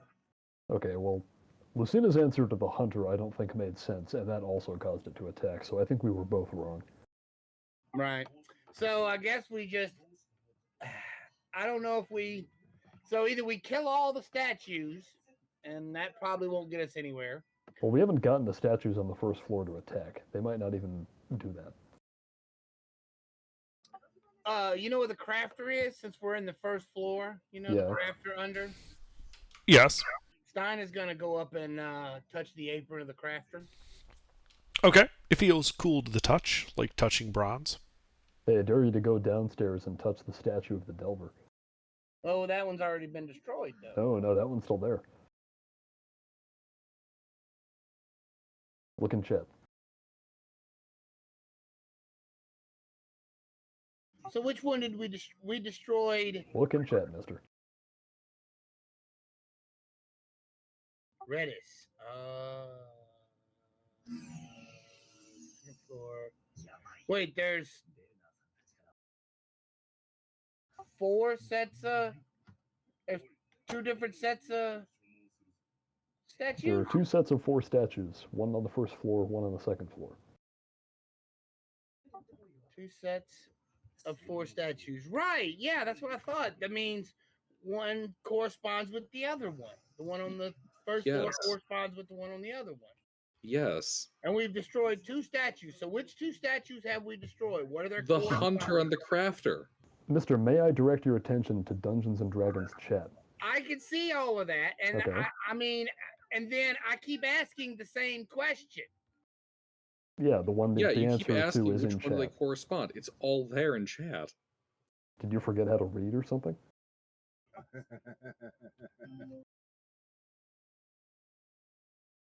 So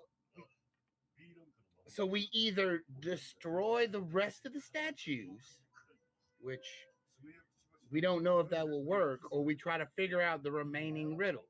Yeah, which will probably result in us destroying the rest of the statues. So then that's what we do. We go down to the next floor where we've done killed 2 and kill the other 2. And we'll see what that leads us.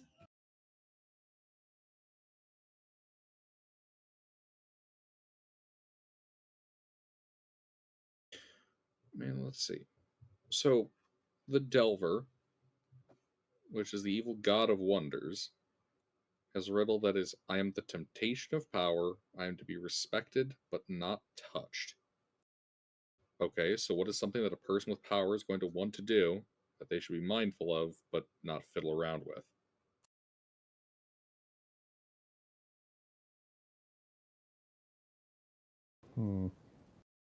Time travel? No, not that.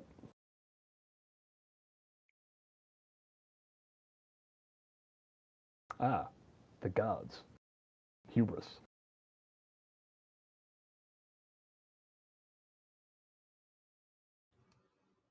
Well, won't that be godhood? Yeah, godhood, the gods. whatever. Apotheosis. Alright. For the Delver, we present our answer as apotheosis. Oh, I no, kind of like I your wouldn't answer. have said that. Word hubris. Apotheosis is to become a god. Yeah, but that doesn't meet the I am to be respected part. Just say godhood. Okay, godhood. The statue begins to move. Roll initiative. All right. All right. You know what's gonna suck? We kill all these statues and we reset the trap. There's a flash of light and the statues just reappear on their plinths. Get the prompt redo.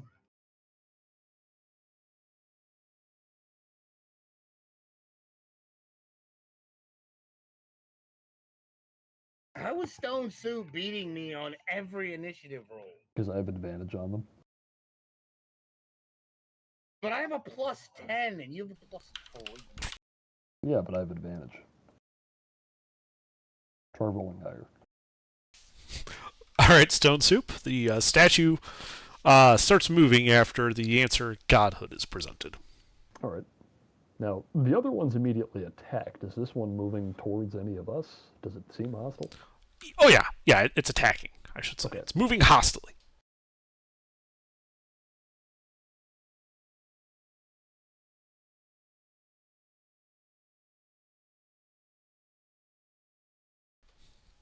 Two hits.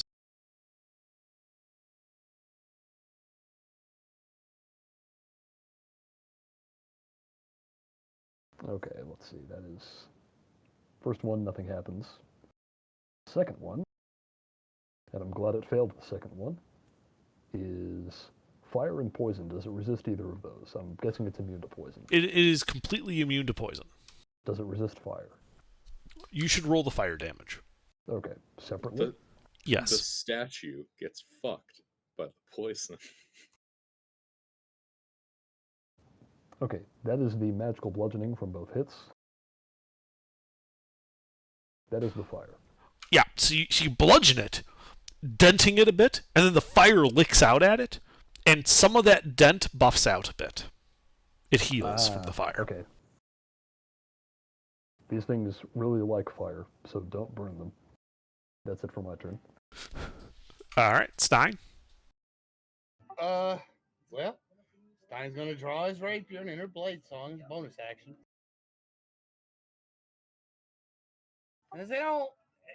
Since they seem to like or have no reaction to my dark saber, I guess I'll no,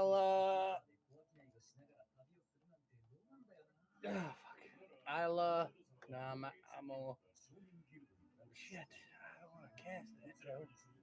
You know what? I'll just spray him down with acid again. No, I'm not. I'm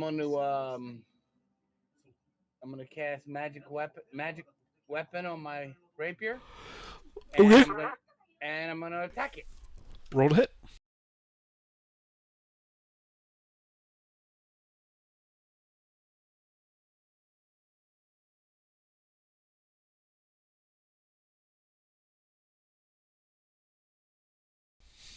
That hits.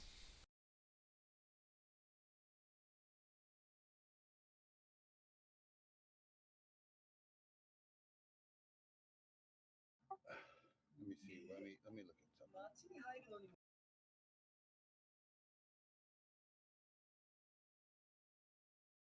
Okay.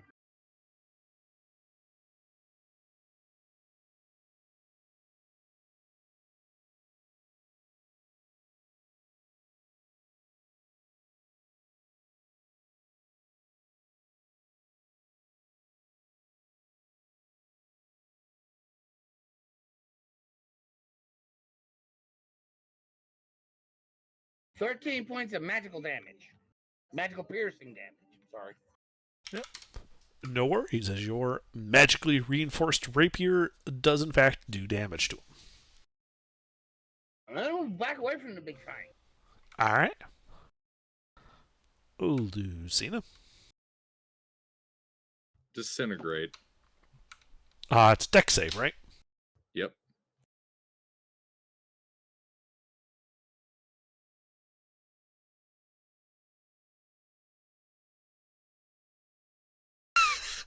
Does that pass? Fuck your wall. There's now a 10 by 10 hole in the wall. No, there is not, Lucina. Oh? It reflects off the wall. I need you to make a dex save. You guys haven't shot the walls yet until now.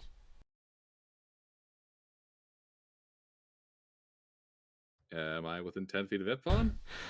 Are you in melee with this thing? I don't think you are. Fair enough. Well, you should roll that disintegrate damage then, I think.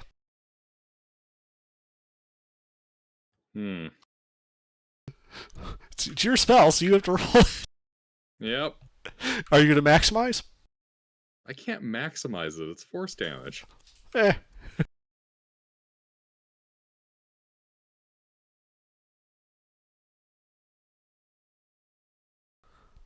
As you shoot yourself for 73 points of force damage.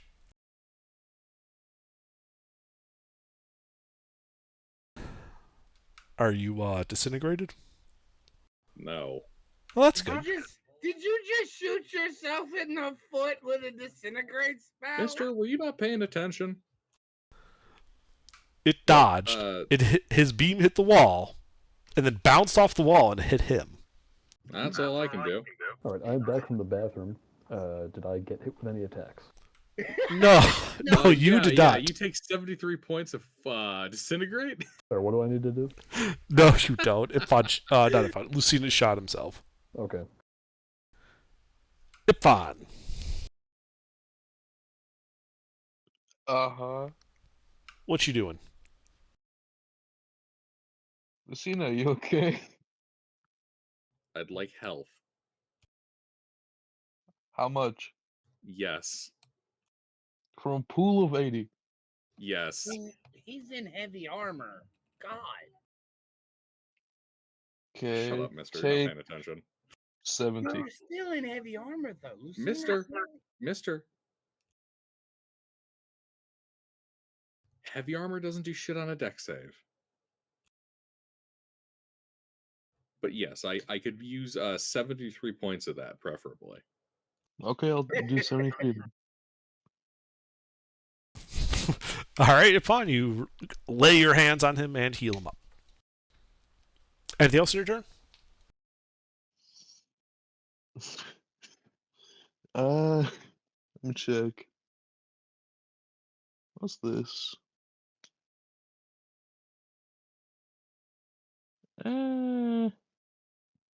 Nah, I'm good. Okay. This guy's turn. Well, he's going to take his sword and he's going to start swinging it. Stone Soup's the only one in melee with him, so sorry, Stone Soup. All right. It has advantage.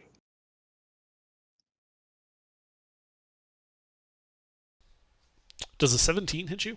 Unfortunately, yes. That is unfortunate, as it deals 55 points of magical slashing damage to you. Oh, dear God. I'm okay. That's all it does. And it's your turn. Okay, now I'm going to smack it some more. Yep, roll to hit.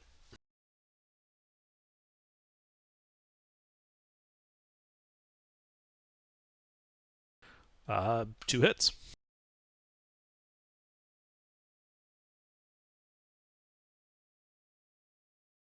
Both passes. Okay, 3, 2, 6. The 6 doesn't do anything.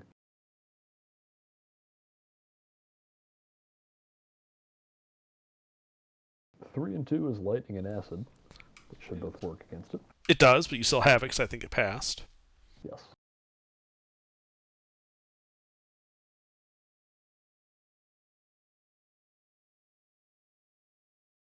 "42 magical bludgeoning, lightning, and acid damage."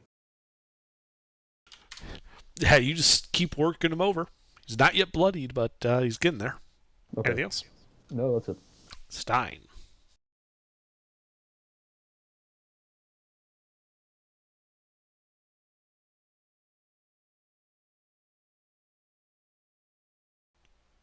Stein? I'm gonna swing at this thing. Says, yeah. Rolled hit.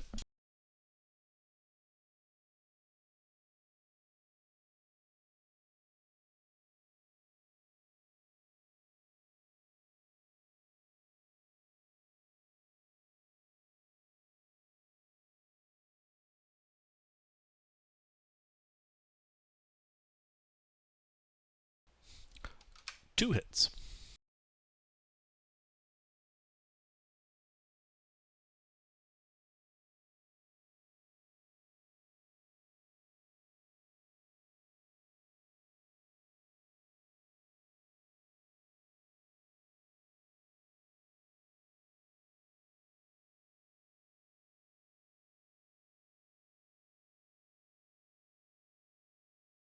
23 points of magical piercing damage. All right, that bloodies him. Anything else? And I'm gonna back up. Alrighty, you back up out of the way. Lucina.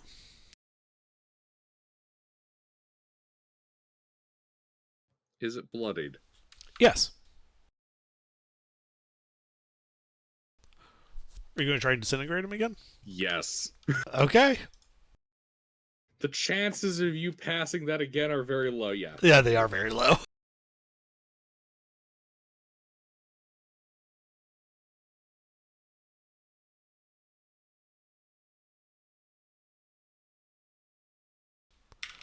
Alright, it is looking to be near death now. Having been large chunks of it just removed from existence, falling as dust to the ground. Anything else?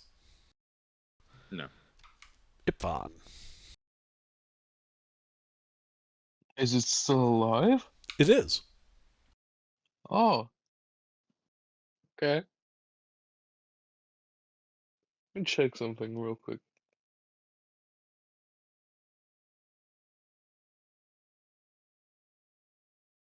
Don't remember getting this, but okay. Uh,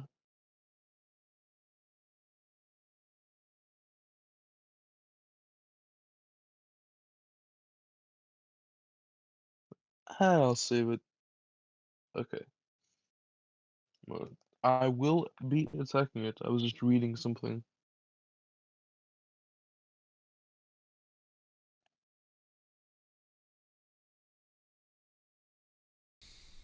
So you're just attacking it? Alright, roll to hit.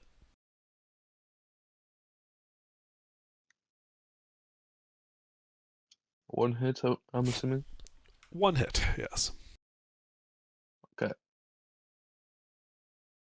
Let me check my spell slots.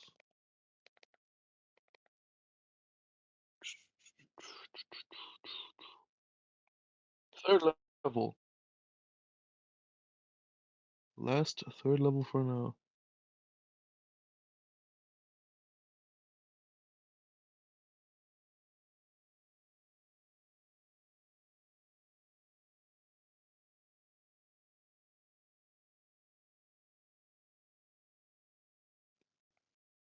$37 radiant damage.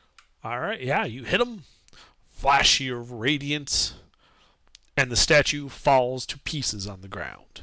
You're out of initiative. Cool.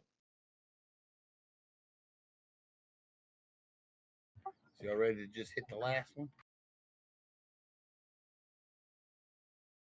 I'm kind of running low on spell slots a little bit.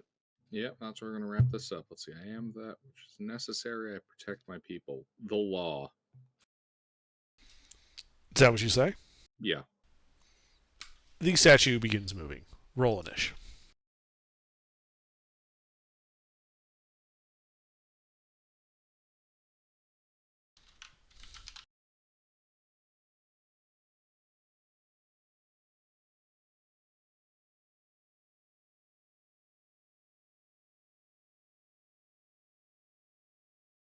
Ah, there you go. Now he'll roll higher than me.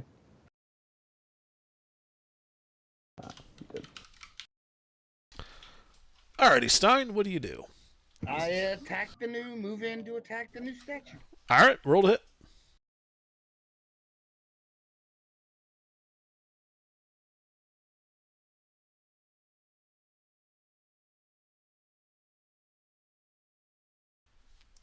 Two hits.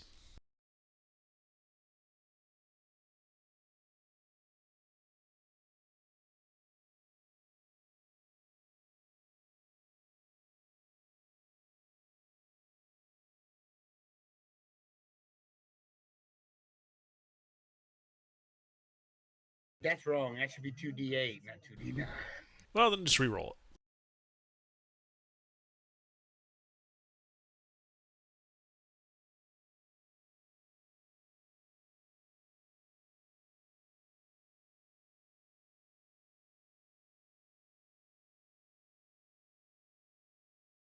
So 21 points of magical piercing damage. Yep, as you bend several plates, damaging it. Anything else? I'm gonna back away from it, and that'll be it. All right. Lucina. Disintegrate. All right.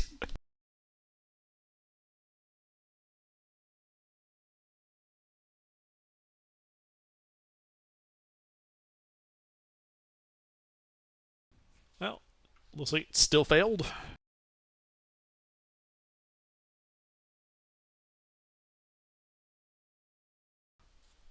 As you take a big old chunk out of them. Anything else? No. What level is disintegrate? 6.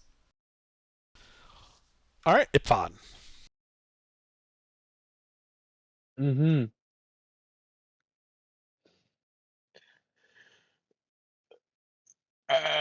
I will hit, or try to. Rolled it. I'm rolling. 1 hit. Damn. I think I have first and second now. Check, just in case. Yep. So that'd be second plus weapon plus, that'd be 1 less, so 6 then.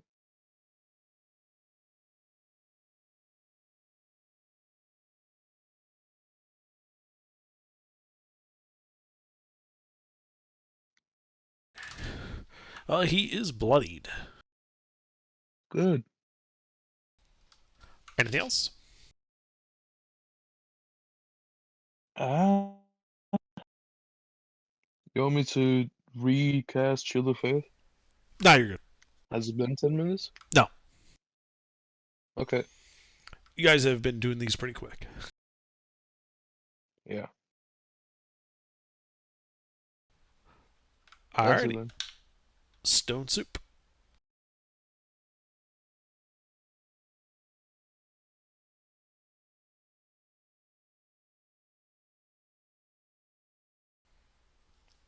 Two hits.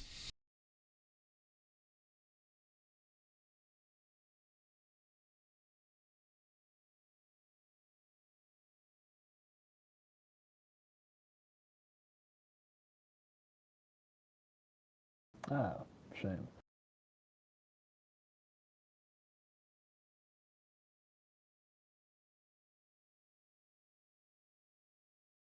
As a mix of 40 magical bludgeoning damage and lightning. Alrighty, yeah, he's starting to look near death. That's it. Alright, on his turn, being the last statue, its head will explode, filling the room with a cloud of toxic gas. And I need everybody to make a Constitution saving throw versus poison. Only Stone Soup is within Ipfon's aura. Which is a +5. You said poison? Yes. Yeah, I have resistance for that. Is your aura +5, Ipfan? Yes, it is Alright. +5.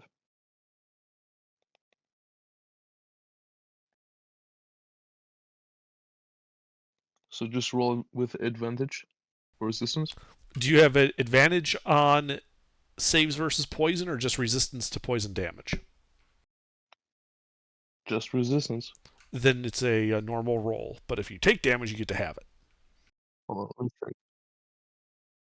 Defenses, poison, saving throws. Against spells cast by... Okay. Not a spell. Against poison, +5. Yeah. Just against poison. So I'll just roll it.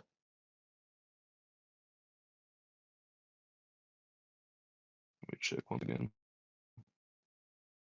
Yeah. Oof. Okay. Good thing with the resistance, though. You all failed. Damn. That's a high DC. And take 48 points of poison damage. Mm-mm. So there, fine, you'd be able to have that 24. Yep. But, yeah, Does the cloud dissipate after that? it does. Okay. And the headless statue still stands there, but that's all he can do on his turn. Stein. Yeah. It's your turn. What do you do? Is the monster dead? No. Oh, fucking shit! No I'm damage gonna to hit it cyber. again. I mean, only his head exploded. It's still there. All right, roll to hit.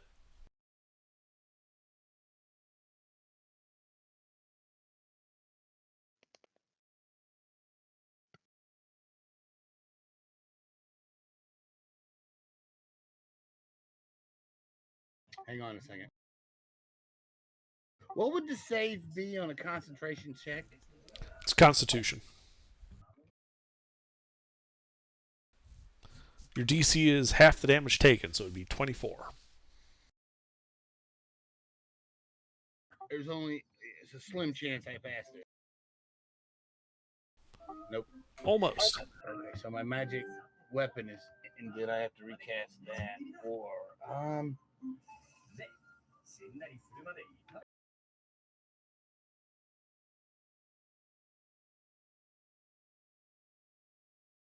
I'm gonna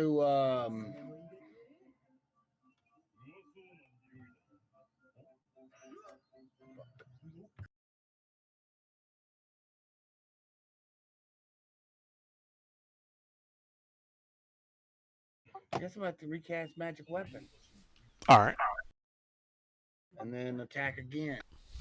roll to hit.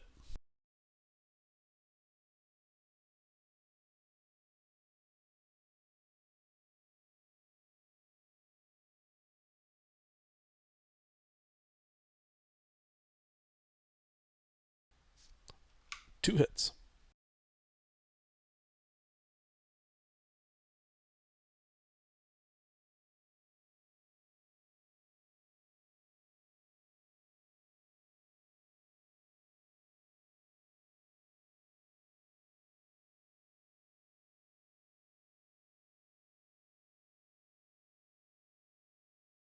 $24 points of magical piercing damage. All right. As the golem is destroyed, the bronze plate's falling to the ground. You guys are out of initiative as there is a flash of actinic light, and you realize that each of the 4 pedestals that had previously held a statue now has a single gem on each one. On top of the plinth that previously held Shorn, you can see a pale blue rhomboid. On top of the plinth of the hunter, you can see a marbled scarlet and blue sphere. On the plinth of the delver, an incandescent blue sphere. And on the plinth of the crafter, a pink rhomboid. Oh, wait, what was the second one? That would be the hunter. And that was a marbled scarlet and blue sphere. Okay. So, did we actually get all those right, or is this a consolation prize? I think I don't know. Yeah, I've got no idea either. I'm super baffled on what the riddles were. No, we at this got point. the answers wrong. So Maybe. I know we got. I think we got at least one wrong.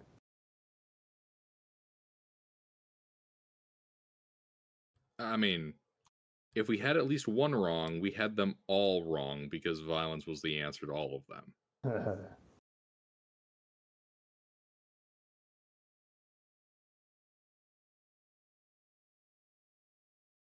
Well, we should probably collect the gemstones. Is that what you're doing? Sure, I'll do it. Which one do you grab first? The red and blue one. All right. As you pick up the red and blue one, you see the other 3 turn to ash on their pedestals. Oh, well, this one looked like it was the most interesting. The red and blue one. Yeah. Okay. So yeah, you're holding this marbled scarlet and blue sphere in your hands, Hmm. about the size of a billiard ball.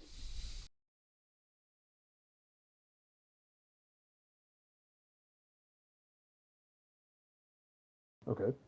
Is this? I mean, we don't usually have to roll to determine if something is worth money. Do I? It's less that it's not a specific type of gem so much as it has a Dwemer of magic to it. I Oh. cast Identify. Yeah, it smells magic. Here, Stein, look at this. All I right. cast Identify on it. Ah. So you do You an should have identify ritual. Well, no, that requires you to touch it. And cast Identify. This is an Ioun stone of intellect.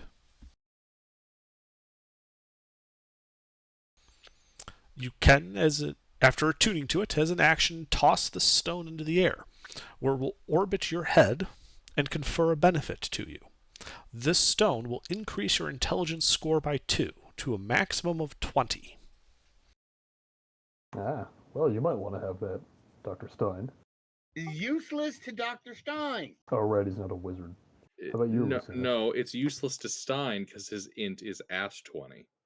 Ah, Yeah, if Well, it gave me an sorry. int boost, then yes, Stein would have definitely took it. It's useless to me, and I think Ruffles as well. I think his character is max intelligence too.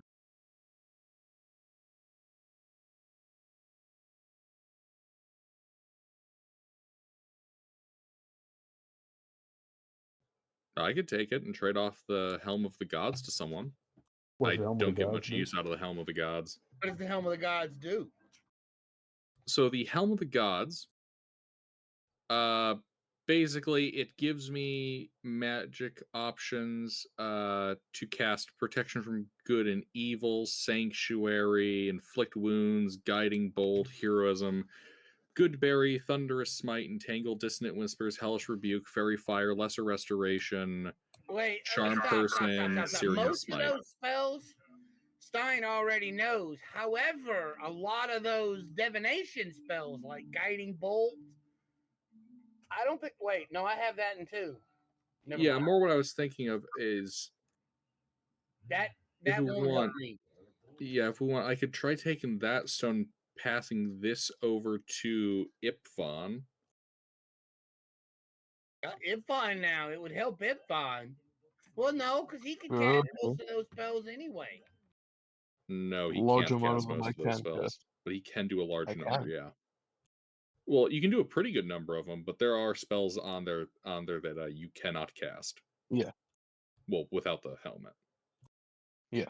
You know, it'd be a twist if we gave it to the barbarian to give him some ranged options before he rages. No. The No, first thing I'm going to do in concentration any spells combat. all end. No. The first thing I'm going to do in any combat is rage. Okay. And then after that, I can't cast. That's true. Yeah.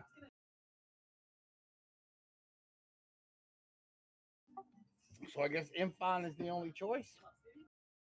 Because it's the same with Ruffles. His character can cast most of all, not all those spells.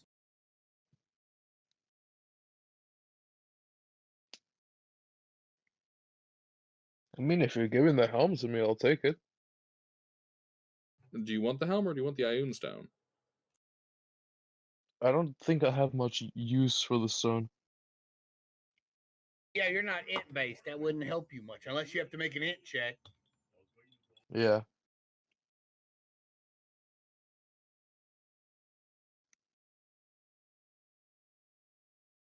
Because I know in my case, the reason I don't get much use out of the helm is because a lot of those are, going to be competing for my concentration slot. Do you want the helm or do you want the Ioun stone? I do not want the iron stone. Okay, take the helm. Okay. Character sheet, Helm of the Gods. Write it on your character sheet under magical items. Mm-hmm.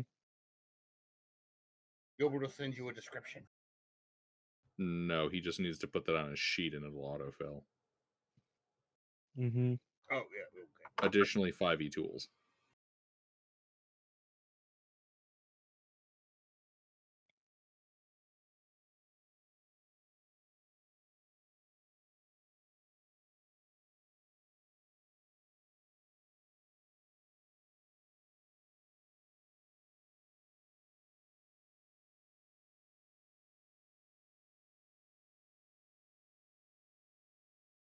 Most of my spell books, most of my magical items are spell books. Except my cloak. I have the Cloak of Billowing.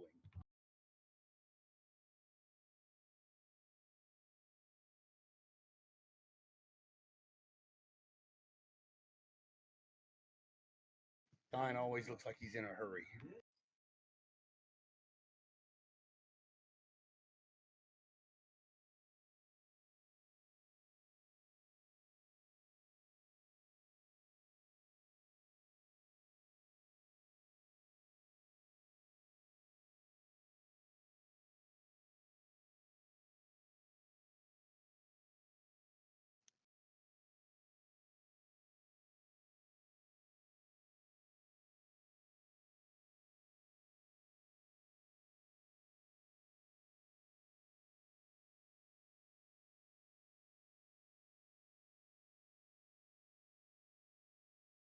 Okay, so I guess that was the choice out of the 4 we gathered.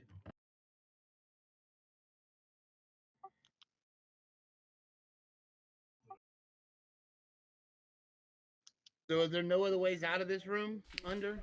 Well, there's the 2 spiral staircases, one to the middle of the east wall, one to the middle of the west wall that head down. So east or west, guys, let's go see where we are. Ooh.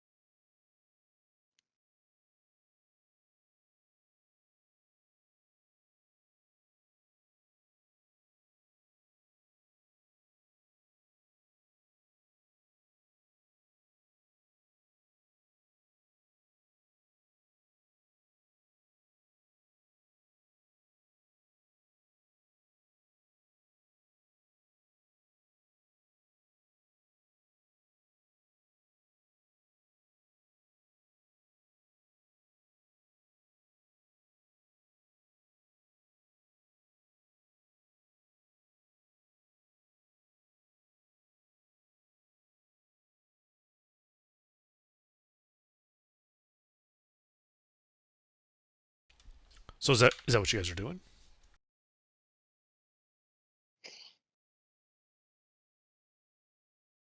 Are we doing what? Descending the stairs. I think so. Mm-hmm. Yeah. Okay. Which one, east or west? Are we going? West. East. East. West. Fuck. No. West. We go west. All right, we go west. Okay. You go down the western spiraling stairs. As you go down maybe 20 or so feet, the sharp scent of distilled spirits assaults your nose as you enter, as the spiral staircase comes to an end. You enter a wide area, 20 by 20 feet. Finely carved motifs of dwarves engaged in epic battles and epic parties adorn the walls. Every 10 paces or so, there appears to be different recipes of dwarven cuisine. To the north, along this 20-foot wide hall, you can easily spy a spiral staircase that descends into the floor. There is a 20-foot wide passage that runs to the east of you, but is apparently filled with water that has been magically suspended in place. You can easily see a statue of a dwarf inside this liquid, its hand outstretched and grasping a tankard, A crooked and slightly sloppy smile can be seen even from this distance. Wait. Does he look like the statue? He does not look like the other statues that were up above you. Yeah. And yeah, the air has this acrid tang to it, very much like a distillery.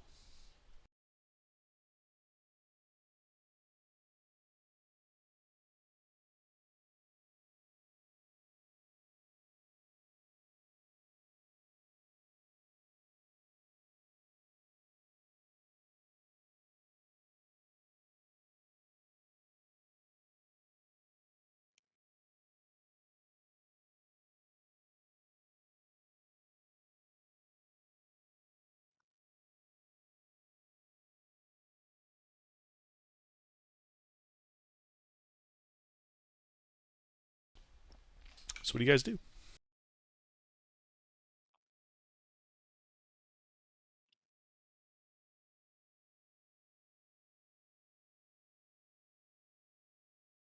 So,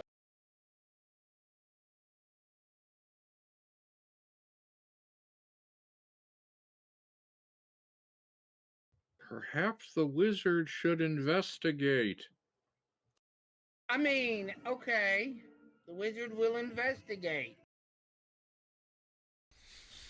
Okay, make an investigation check.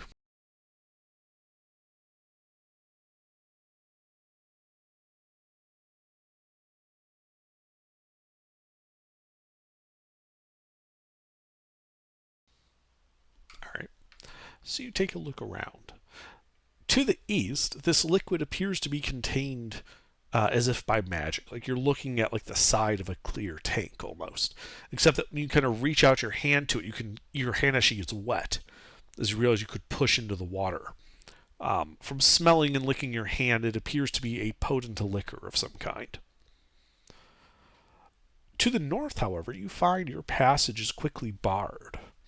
The entirety of the 20-foot wide hallway that runs north to the spiral staircase that heads down, it appears to be there is some type of wall of perhaps force that is blocking your way there.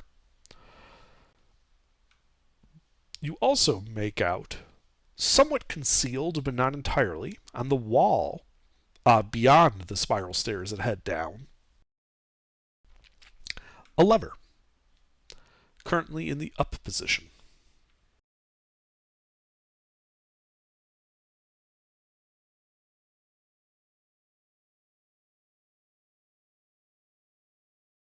A lever, you say? Yeah, sorry. Yes, I beyond think the it's wall the- of force.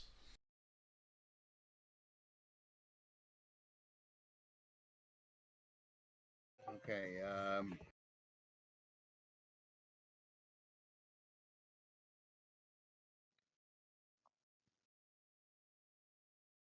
all right, let's see. I got an idea. What's your idea? What you got? Dispel magic. Dispel magic doesn't work on it. Why not? It's a wall of force. Part of the wall force spell is immunity to dispel magic. Ah. Well, damn.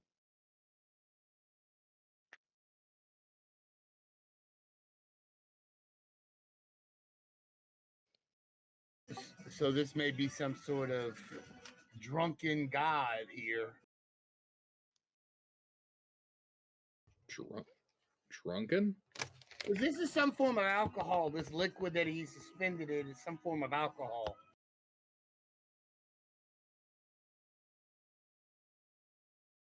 Yeah, it's a statue of a dwarf inside that liquid, hand outstretched, grasping a tankard. A crooked and slightly sloppy smile can be seen even from your current distance. Can you've already said that I can put my hand through the wall into the liquid. Yes, Can I get a couple of flasks of that? absolutely. All right, yeah, I want to. It does not appear to have any effect on like the fluid level, pulling out a couple of flasks of it. Interesting.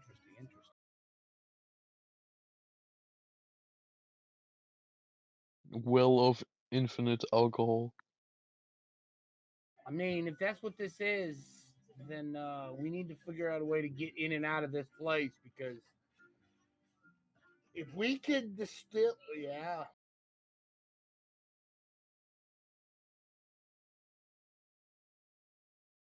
Infinite money glitch. Actually, it's not infinite money. No, we'd flood the market, destabilize the nation.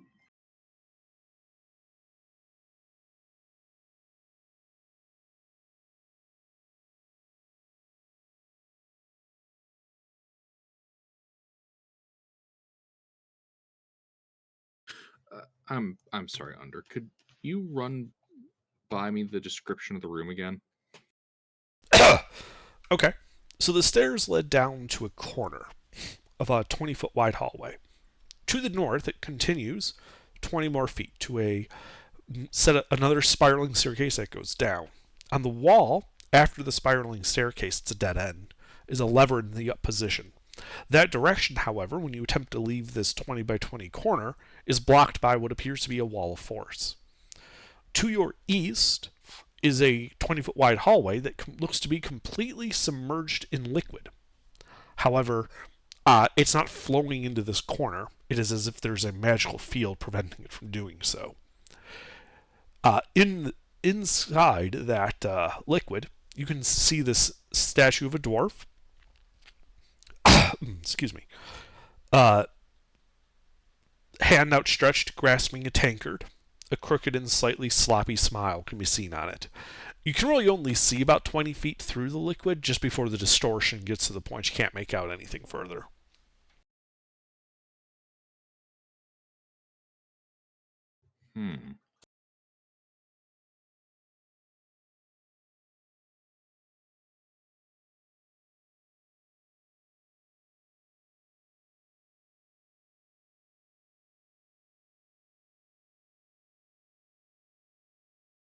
So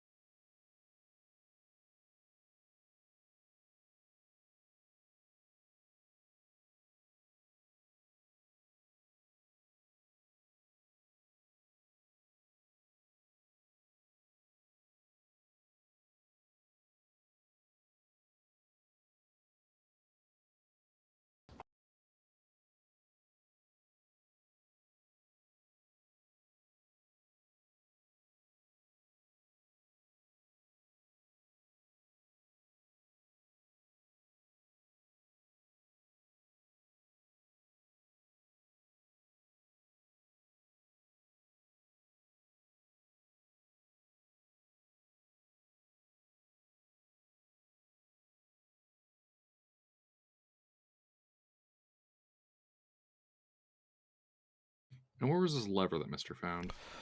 So to the north, where you see the spiraling staircase that heads down on the opposite side of the wall of force, on the wall is a lever currently in the up position. I don't have Mage Hand. No, I only have Rage Hand. yeah.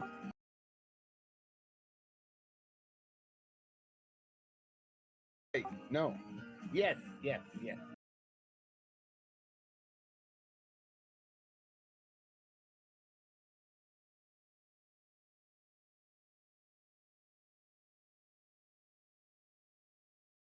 Was that a yes?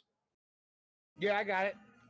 Produce a Mage Hand and pull the lever after I put water breathing on us. Okay, but water breathing on us.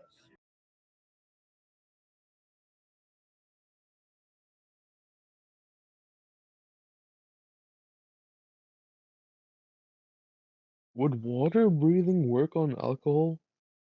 Should. It's We've not water. generally agreed that water breathing would let you breathe under pretty much any liquid. Any liquid? You'll notice he Reasonably said pretty so. much. I'm sure there are edge cases we could make where you couldn't.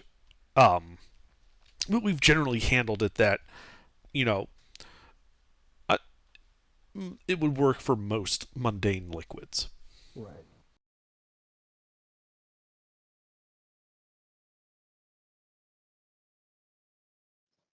You hear that particular wording? So if this doesn't work, we're all getting drunk. Let's go.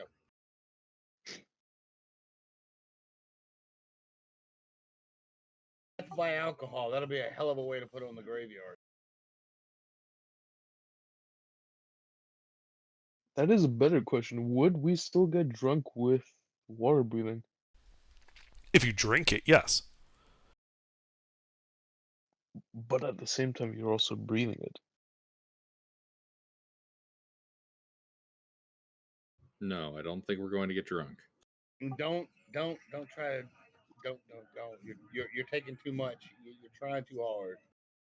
You're way overthinking it. Because if you start putting logic into it, it ain't gonna make no damn sense.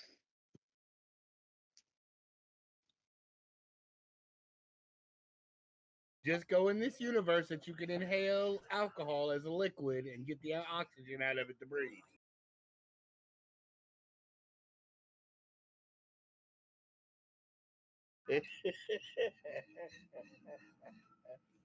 All right.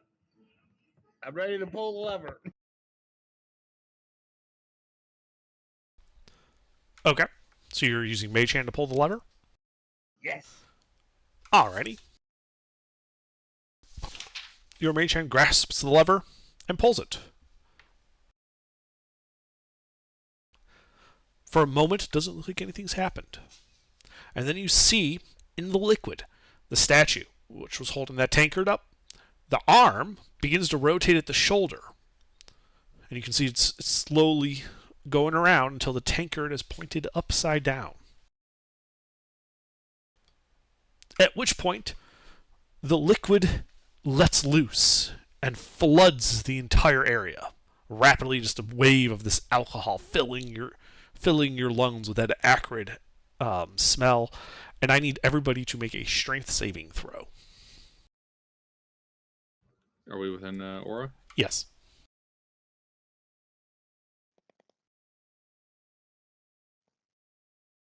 What's your aura? +5? Mm-hmm. Thank you.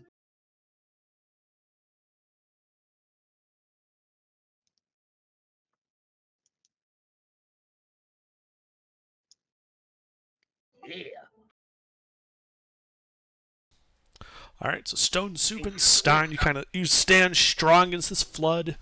Ifan and Lucina are knocked from their feet prone. As the area rapidly fills with alcohol.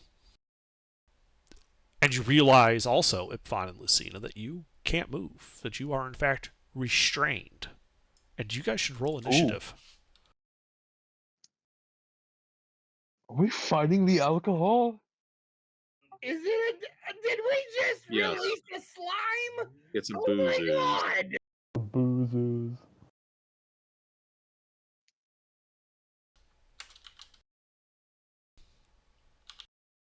Unfortunately, I don't think I'm going to be able to stick around for this fight. It is kind of late here. So We I think have this is where I'm going to blown go. through this entire dungeon. Oh my god! And now there's only 3 of us. Oh god, Don't fuck up. we're gonna die. Alright, so Ifan, at the start of your turn, Mm-hmm.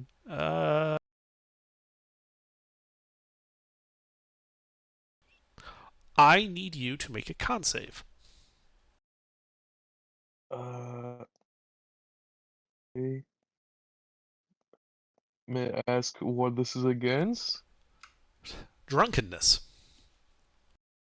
Oh, got nothing for that.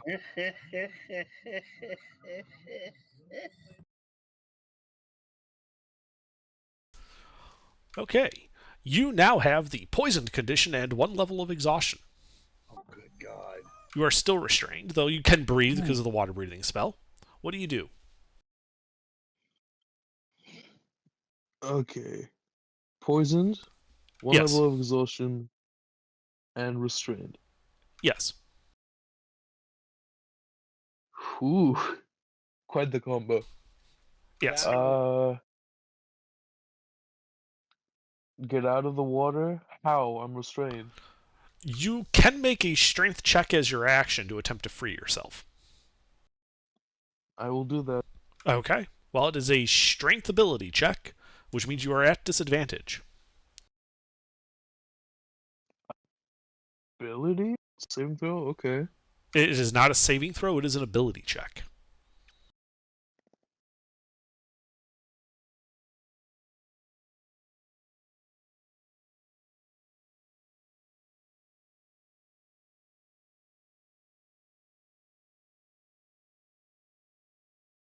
So, bang are 2d20 KL1 plus modifier. Yes. Okay. No space Wait, what? between the 2 and the D. Ah, You right. basically told it to copy 2 and then label it D20KL1. You are still stuck by the, a rather stiff feeling liquid. Uh-huh.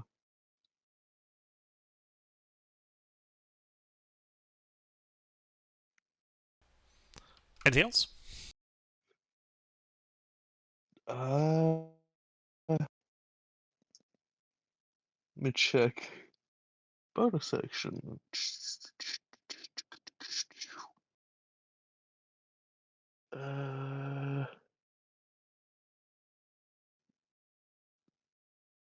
I do not have anything. Okay. Stein. So Stein, you pass that strength save, and we're not swept by the alcohol. You can see your head is still above the level of alcohol. It's only about 3 feet deep or so. Ipfon was not prone, and that's why he's in there.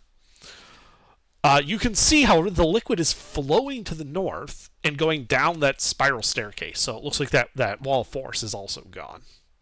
You can also now see, since you can see across now, the statue clearly.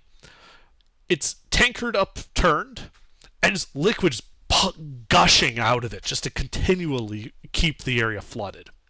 On the opposite side, 60 feet away, you can see a set of spiral stairs in the east wall heading upward, as well as the corridor turning to the north over there as well.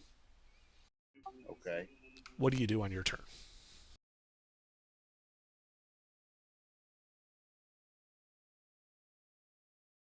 Well, I have lots of things I could do. Possibilities are endless.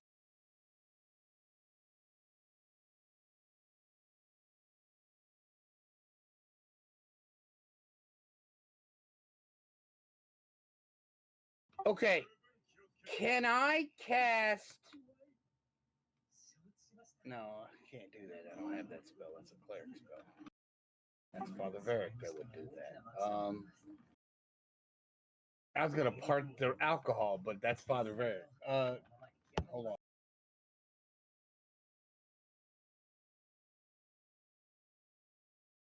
6 seconds. 6 seconds. I'm gonna cast.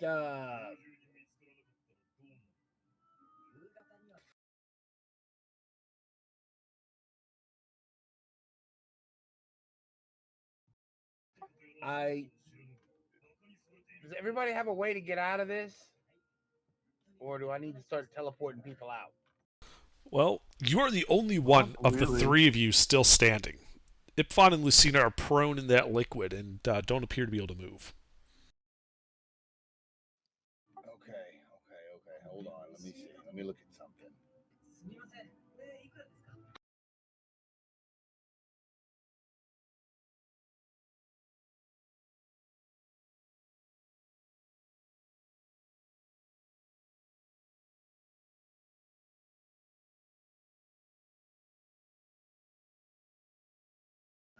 Okay. So I can only teleport.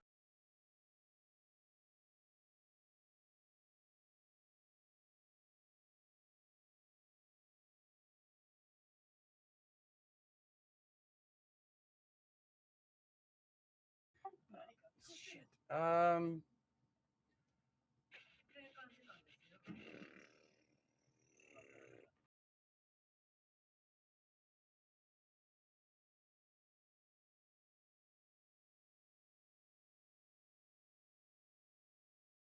Okay. Okay. Is the room high enough to how much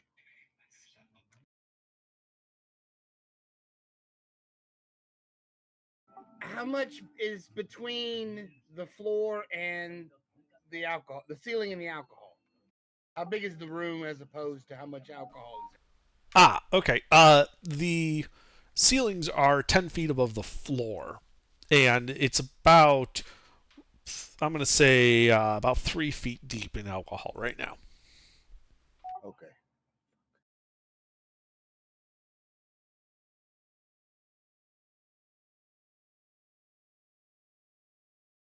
I'm gonna touch the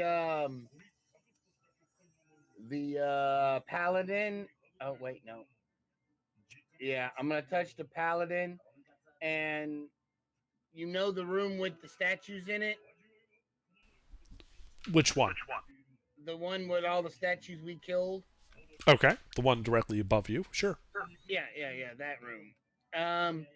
I am going to dimension door with the paladin up one flight. Okay. You grab him, dimension door, whoosh, you're both gone. So Fawn lands prone on the ground, covered in alcohol. Stein, just your lower part of your body. You're kind of wet, but not as soaked as the part that was submerged. You guys are on the second floor. All right, that was. Let me see it. Dimension door is an action. Okay, so Yes.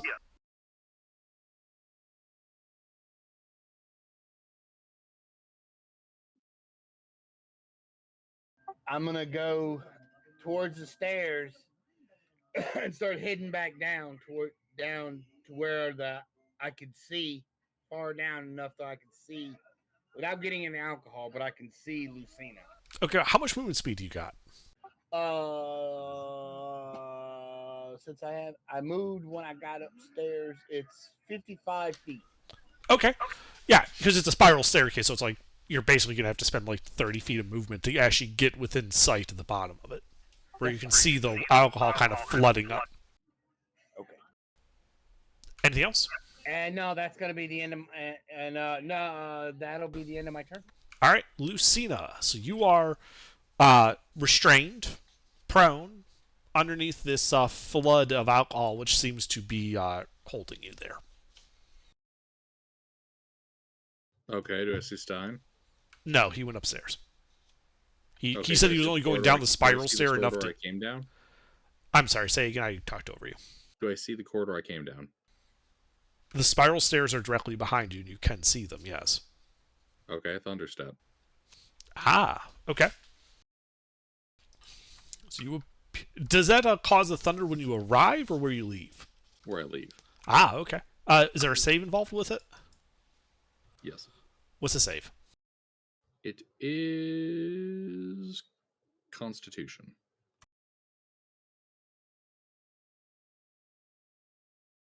I had a similar plan in mind. Fail. It takes 8 thunder, Okay. and it takes 6 more thunder. Because of that goofy bullshit I have. All right. Yeah, so you leave behind with a kind of a wet farting noise as you blow your way out of this, appearing on the spiral staircases directly in front of Stein. The alcohol just kind of lapping at your feet. I leave. All right. Okay. You head back up, pushing past Stein. Anything else? Nope. All right. Ifan. So you're prone on the ground on that second floor. The statues used to be. drunk. Oh, I forgot to make Lucina. Yeah, Lucina, you have to make that con save too. Sorry. I completely forgot about that. My bad. Yeah, you're fine. So yeah, fine. You're prone on the ground, the second floor. You're not restrained anymore. Just soaked with alcohol. And a little fucked up. Yeah, just a bit.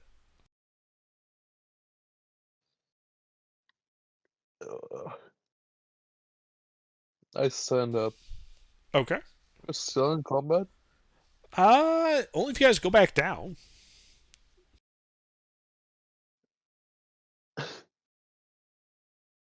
Do I see Gilbert and Stein coming back up? You can see Gilbert. You wouldn't be able to see Stein. Okay, I asked Lucina, so are we just going? I mean,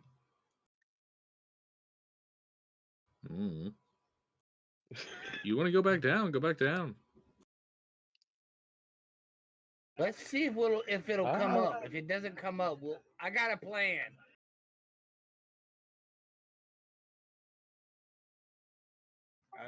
I have a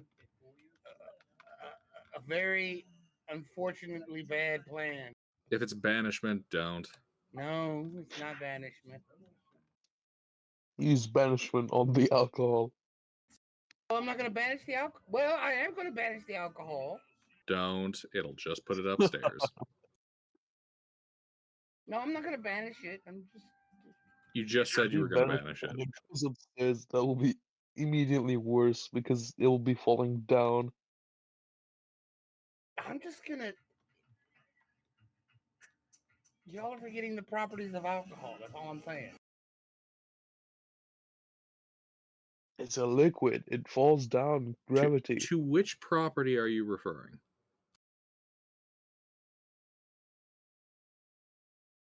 The thing that makes alcohol different from water. All right. So Ipon, what are you doing?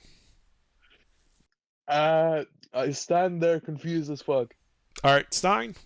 You're at the bottom of the near the bottom of the spiral staircase. You can just see the alcohol lapping at the last few steps there. You do not have line of sight to the statue. At the other end? You do not have line of sight to the statue from this. Because it's a spiral staircase, you'd have to go wade into part of the alcohol to get line of sight that last turn there. All right, that's fine. She'll step into the liquid. This is alcohol, right? I'm smart. Sure, smells like it. Tasted like it. All right, well, let's see if everything else doesn't like it. I firebolt the alcohol. Just right in front of you? Well, a little bit down a ways, but I'm starting up as I do it. Okay. So you kind of lean and just fire off a firebolt into the liquid as you start hurrying up the spiral staircase. You hear a thwump whoosh behind you. And there's a compression wave coming up that spiral staircase. I need you to make a dex save. Oh my lord. Am I close enough to be in the aura? No. Shit, Stein's gonna blow himself. What the fuck did you do?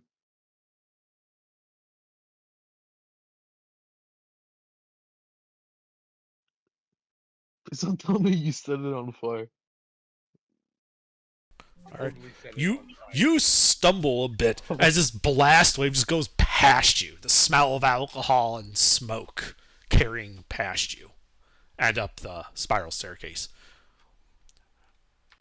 You hear and then you kind of feel, not like a wave that could actually push you, but you begin to feel almost like a wind being sucked down the spiral staircase. Oh God. Oh, it's bad. Oh God, I gotta get out of this hole. And we emerge onto that second floor. Bonus action. Misty, step up. You do not have line of sight. Like it's a ceiling up there. Fuck. You've pretty much used all your movement too. No. So yeah, you guys can all feel like this gentle breeze just of air being sucked into this spiral staircase headed down. Huh. Huh. Huh. Must have been the Weird. Well, let's go take a long rest. I'm sure he'll catch up. wind. Okay. So you go and sit on the chase? No. No? So what are you doing? You guys are basically out of initiative at this point. We should go down. You're going down the spiral staircase? Yeah, going down the stairs. Okay. You're going to. So you go down one turn, and you can see this bright red light kind of coming around the corner. And as you get to where you would have previously seen the alcohol lapping, you now see this 3-foot deep lake of alcohol still being supplied by the statue that's now on fire. You also notice it's a little difficult to breathe in here. Oh, I start affecting the air around me so that I keep getting the good air. How are you doing that? Let me pull out my list of abilities. I'm asking you to specify which ability you're using and how. Let's see. I guess here I will be using Storm Guide. Okay, and how does that work? As a bonus action, I can choose the direction that the wind blows around me. Okay. So you're basically just halting the wind instead of feeding the fire to just sit at you? Correct. All right. The oxygen will not be getting in there. Yeah, you're sitting there, near the bottom of the spiral stairs, still not having line of sight into the room, just looking at this lapping fired alcohol just burning continuously. It looks like the alcohol near you occasionally goes out before being relit just because the rest of the room is still on fire. Like the alcohol is kind of not getting enough oxygen, so it's sputtering by you. But like a minute passes of this, and it doesn't, like, the room doesn't go out. It keeps getting supplied. You would be smart enough to know that would imply it's got another source of air getting in there. It is not consuming all the oxygen. Basically, the area you're blocking does not actually stop air from getting to it. Right. Alrighty. I'm gonna bet it's open on the other end. Well, if you recall, in that destroyed room with the statues, there were was a 2 second spiral stairwell. stairs going down. Mm-hmm.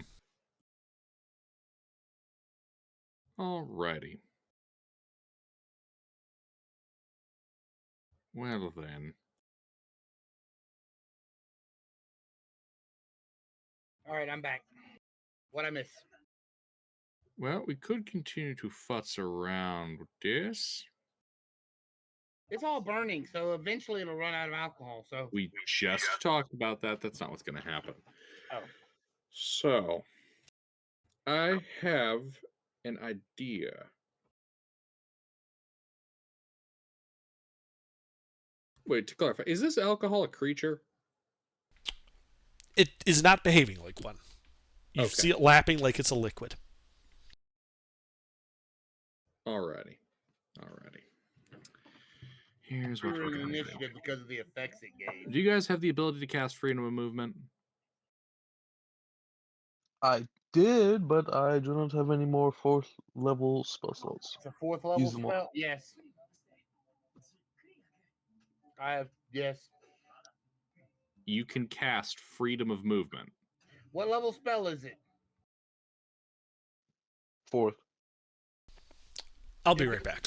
If it's a 4th level wizard spell, then yes, because I know all first, Mister, second, third, Mister. and fourth. It's not. Oh well, then no, I don't know it. All right.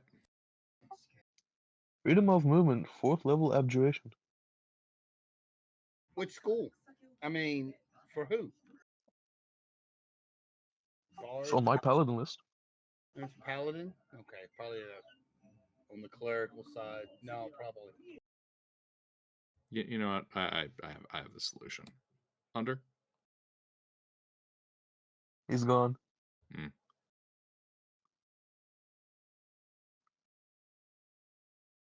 Hold I on. think we should just bail. I think we should just leave. Why? Because there's only I three mean- of us. Yeah, and shit. also, are you 100% sure we can Yeah. fix Sorry this? about that. I'm back. All right. Under. Yo. Some of that booze, can I turn into ice with the control water cantrip? No. Okay. It does not get cold enough to freeze alcohol. Sorry. When y'all part it, like with It doesn't get like cold I- enough?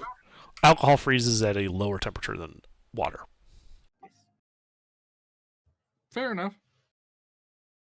All right. Can you just part it with control water, like Stein did? I don't have control water. Do you? Oh no, it's a cleric spell. All right. So I'm going to cast Fire Shield, the cold variant. That way I have fire resistance. I have water breathing. I'm going for a swim. Okay. So you're just jumping into this flaming lake of alcohol, being what looks like still being supplied by alcohol just pouring out of this mug of the upturned tankard on the statue. Well, preferably I'm going to try to slip through an area that's not on fire as it's sputtering. Yeah, you could try that. Okay. And once I'm under the surface, I'll make my way over. 2. The statue. Okay. I would say make an acrobatics check to get in without hitting the fire.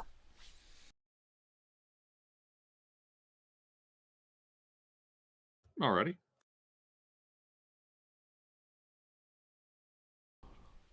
Timing, aiming your dive, making sure you're small enough. Oh yeah, you slip right in there. And with the weight of your equipment, you're easily able to just stay below the surface. Fortunately, alcohol does not burn subsurface. It's only on the surface it's burning. Mm-hmm. So you're able to just swim right on over to the statue.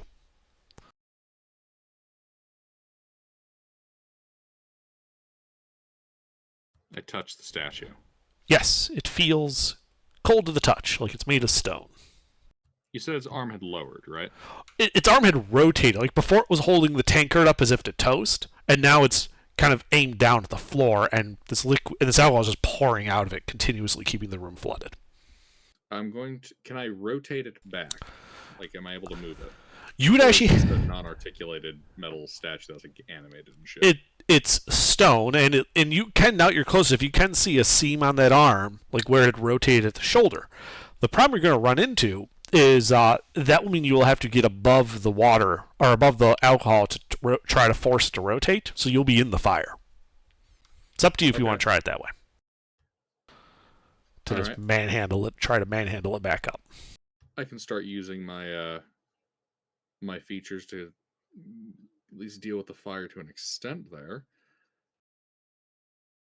Yeah, so bonus action, get the wind going the way I need it to. Actually, let's see here. Would I be able to use the... whoa. Ew. I just zoomed out into the stratosphere. Would I be able to use the shape water cantrip to... Let's see, I can change the flow. Am I able to make it kind of the water bow over the surface so my hand doesn't have to go above it? Let me check. Let me just read shape water real quick.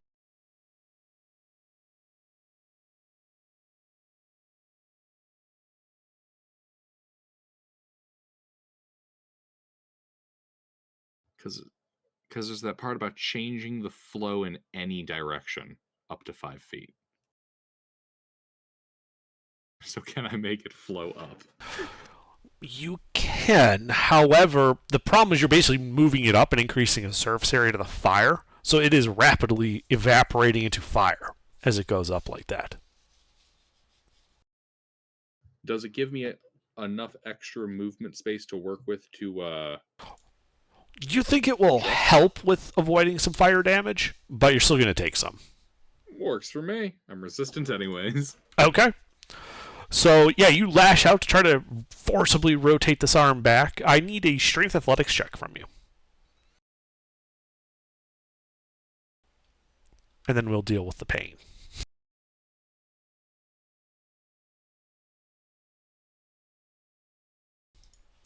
Okay, you push on it, it doesn't move. So let's see, you pushed it up, so I'm going to say that will have the amount of dice I throw.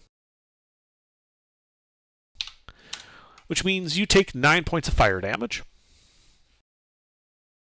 Haha, 4 points of fire damage after resistance. And now I need a con save versus drunkenness.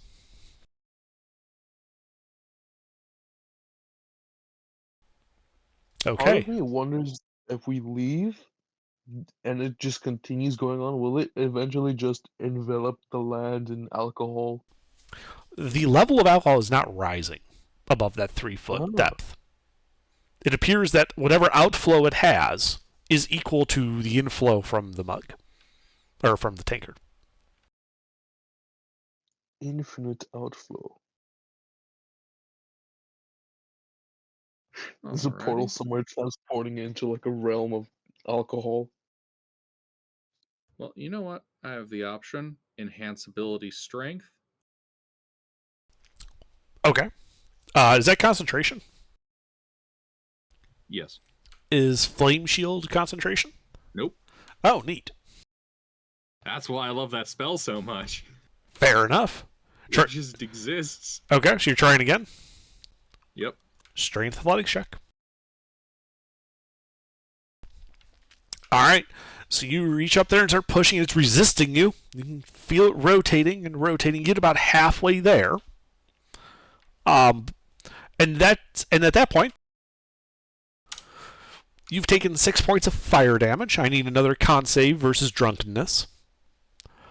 And you can keep going, but at this point you're no longer in the liquid and you're fully exposed to the fire if you keep pushing that. It's not upturned yet. It's like horizontal. Liquid is still coming out. Right. I keep pushing. Okay. So you just kind of stand up and keep pushing. I need another strength athletics check. Oh, wait. Concentration save first. Yes. Versus, you have a DC of 3. Well, 10, but... yeah, it's fine.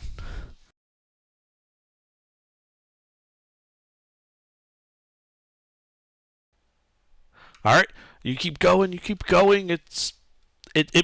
a clunk as it's fully upright. Liquid's no longer pouring out of it. You take 14 points of fire damage, and I need one last save from drunkenness. Alright, you're fine. As the liquid, you can feel just slowly receding. 2 foot. Enhance ability fails. 1 foot. With like a gargling slurp sound, the liquid disappears down the spiral staircases that lead downward. Huzzah. I keep making sure the air around me is breathable. It is. The fire eventually goes out as the alcohol kind of gets burned away or lifts away. While it still stinks of alcohol down here, you don't think it's dangerous anymore. Good job. That's how you take one for the team.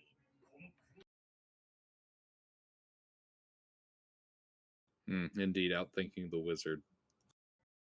I mean, the wizard was going to burn it all and go home. I mean, the fuck?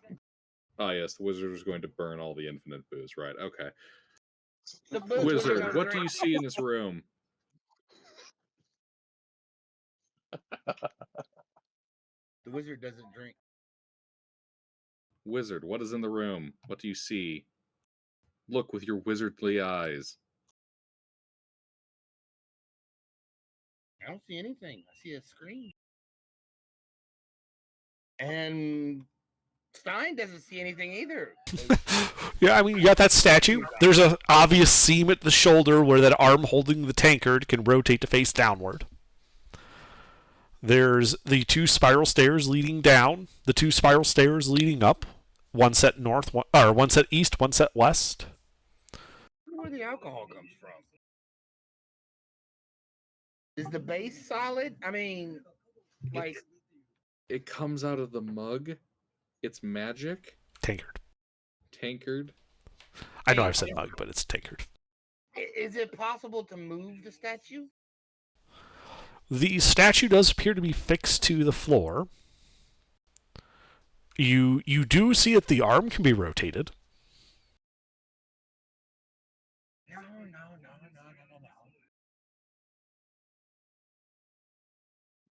I mean, would it It work takes if we magic on the tankard, not mug. I mean, would it work if we broke it out of the floor? I don't know. Why do you want to move it? Thing handle his booze. You think behind the statue there is all of the alcohol? No. But we can move the statue with us. I don't think we can. And it's not something we should be fiddling with at the moment. Do you see anything else other than the statue? With a 12, I don't know. No. Do I see anything else? No. Nothing else of interest. All right, proceed down the staircase. Which one, left or right? East or west? West. Okay. And you know what? Let's take a short rest. Sure. You rest in the alcohol room for an hour. Nothing happens. You've had a short rest.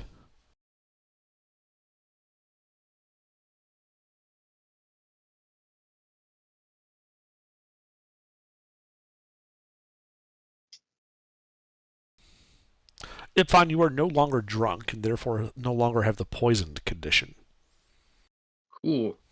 You still have your level Still of exhaustion. Yeah, that's basically permanent until you get a long rest. Uh-huh.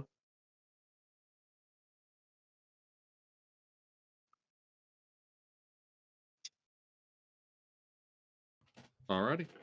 I rolled my hit dice. Do you guys have any hit dice you need to roll? Yeah. I'm not looking that bad, to be honest. I lost Excellent. only my armor 10 HP thing and 5 HP. Alright. Yeah, I'll roll a couple of hit die.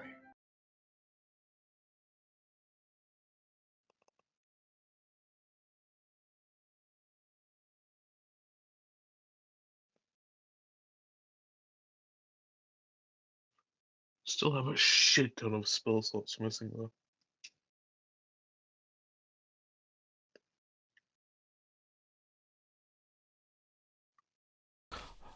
Okay. So you guys take your short rest and then descend. The temperature begins to creep up as you descend the slightly damp spiraling stairs.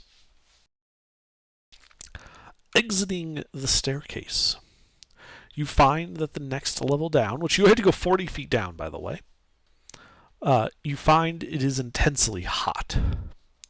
A bubbling liquid, bright red and white, can be seen far below, over a ledge to the south. The chamber before you has a long, narrow stone walkway that is bisected by what essentially looks like a balanced beam going across it. At the far end of the path is a stone platform with what appears to be another staircase down. Opposite, on the east end of this northern part of the room, you can see also another spiraling stair going up. Alright, to make sure I have this understood. The path in front of us has a narrow stone beam over a lake of lava. Yeah. Hey, let me... this is one case where I can actually show you the map I have, since it has nothing on it that's a secret. Neat, okay. Actually, that might be more concerning.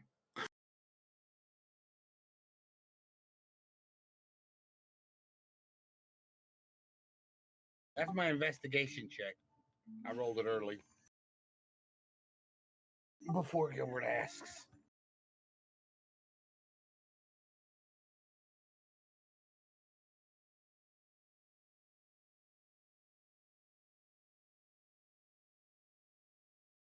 Ah, hand drawn.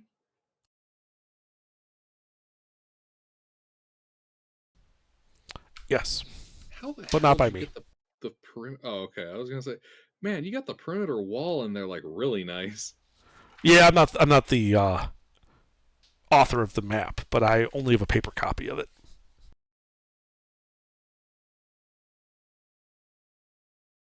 All right, and we're on the. Oh, okay. I see. Yes, you guys are at the northwestern spiral stair where you just entered this room.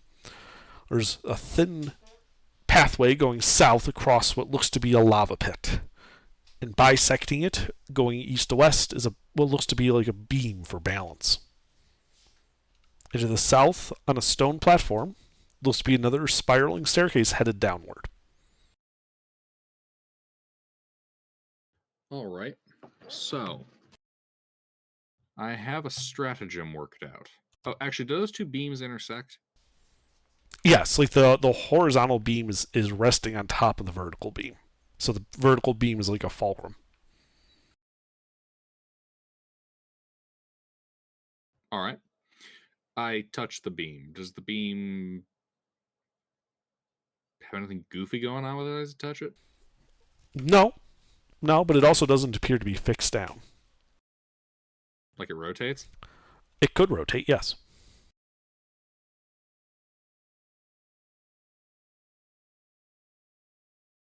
Okay.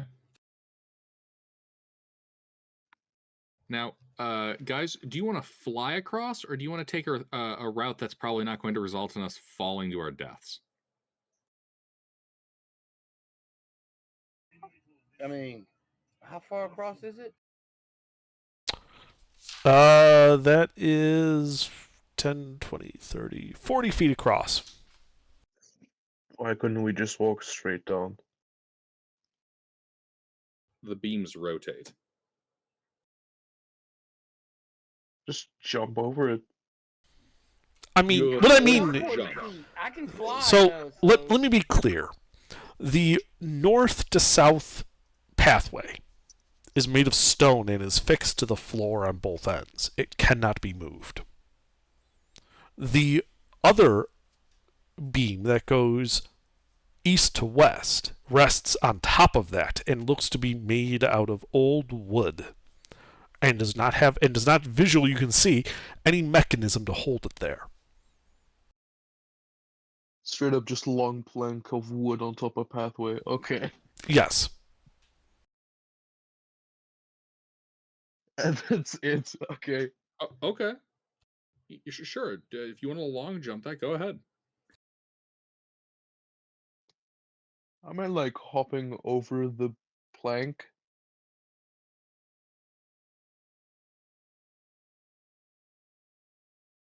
If the main path is stone and does not move, and the only thing in the way is just a long wooden plank, and it doesn't have anything like fixed to it to make it move, I don't see much issue with walking down the path. Do it. Go ahead. Uh, Fuck it. You I'll want to do it. tie yourself off before you do? Okay, I'll tie myself to you. How about that? No. What can I even tie myself to? The stairs? Yeah, the stairs. How much rope do you guys bring Okay. with you? Absolute fuckloads. Okay. That's good. Adventuring 101. Bring Yeah. rope. Bring fuckloads of rope and half as much chain.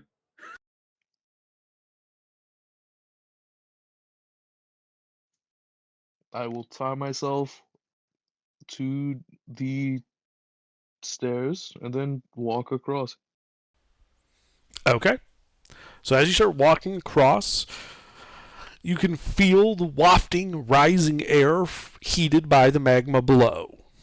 And I'm going to need an athletics check as you maintain your balance going across this thin pathway. Oh, I didn't think it was that thin. It's only about 2 feet wide, and you're being kind of buffeted by rising heat plumes from left and right. So yeah, it's not a hard athletics check, but it is an athletics check. Athletics or acrobatics? Athletics. Oh, athletics. Okay. Acrobatics would have been way worse than.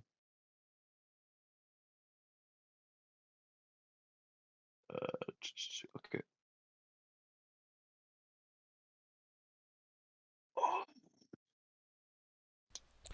So you're walking across, and just bad time, like as you're hopping over that beam, buffeted a bit, your foot slips,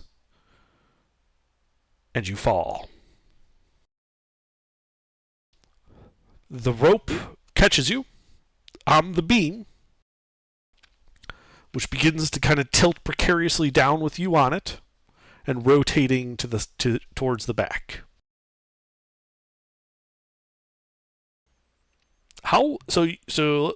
He had that much there. The magma's about that far down. That would work out pretty well for you. So by the time the beam kind of wedges itself against the northern side of the pit, and you're kind of just stuck up against the west wall, dangling from like the area where that got wedged. You're exactly 10 feet above the magma. It is hot. It hurts. What do you do, Ipfon? climb up the rope. Okay, you're climbing up a vertical rope. Make an athletics check. Okay.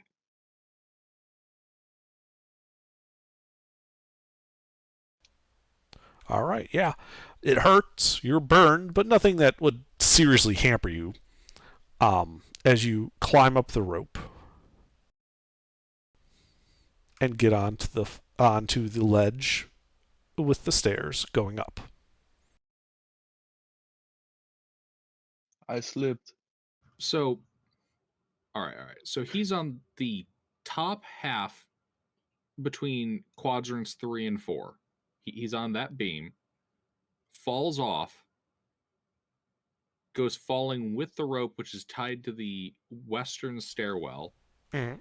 and goes sliding along the edge of that to near the corner, 10 feet above. Well, yeah, basically, as he was falling, he was dragging and rotating that wooden beam because it's free. It's just not anchored to anything, so he's just dragging it with him as he falls down. In fact, how does the left right wooden beam come with him? so he was going from north to the south. He was tied off to the west. He slipped. I rolled. He fell to the west. Okay. So he's now got rope on him below the level of the wooden beam, and he's falling. So that rope is going to be pulling to the north on that wooden beam and down. Oh, okay. I gotcha. So he would have rotated with it up as he kept falling. Eventually, it would have hit the corner and stopped. He would have been stuck there and would be able to climb out. As he would get to the top, you guys would see that wooden beam start to slide forward to the south, and eventually slip over the edge and fall into the lava and burn away. There's Right, no more. okay. There's no more crosswise beam. I gotcha. How thick is this beam that goes across? There is no beam that goes across now. The wooden beam fell into the lava. It is gone. Right, that's the left right. I mean the Oh, the stone one? It's Yeah, the it's stone one. like 1.5, 2 feet. It's not like tight balance, but you're walking a narrow path and being buffeted by the heat wind coming off the magma. okay, so it's 2 feet by 2 feet. It is 2 feet wide. Yes, How deep is it? it's a floor. So it bisects the lake? No, think of it as being like 6 inches thick. Not deep. Thick is the word you want. Yeah, there we go. Thick. All right. So It is a continuous lava pit under it. here is what I'll do. I'll use that rope, same one that Ipfon used. Actually, no, I shouldn't need it. You know, Hey, mister, you have Featherfall, right? Yes. And how deep is that pit? Like from falling into the lava? The top of the magma is 60 feet down from the floor. All right. So here's what I'm thinking, guys.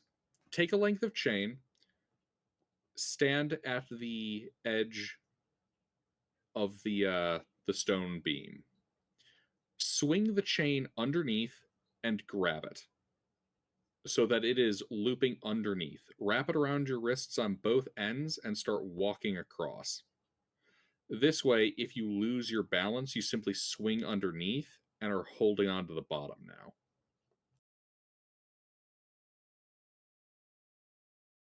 Does that make sense? Sure. Does that make sense to you, Under, what I'm saying? Yeah. All right. So who's doing that? I'm going to do that. And Okay. You know what? I'll slap I'll slap enhance ability athletics on myself. All right. So you've got your chain. You slap on your enhance ability, and you're just going to walk to the south towards that open doorway to the stairs going down. Yeah. All right. Slowly, carefully, using the chain that wraps underneath to kind of, as a safety to maintain myself as I want. I got you. Make your strength athletics check.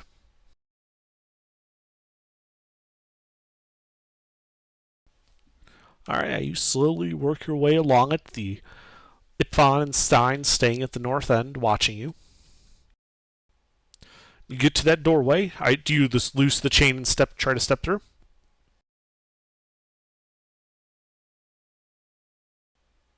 It's just a doorway. Like, that's a wall across it. So you only have access through that 2-foot wide door. Or 5-foot wide door, but you know what I mean.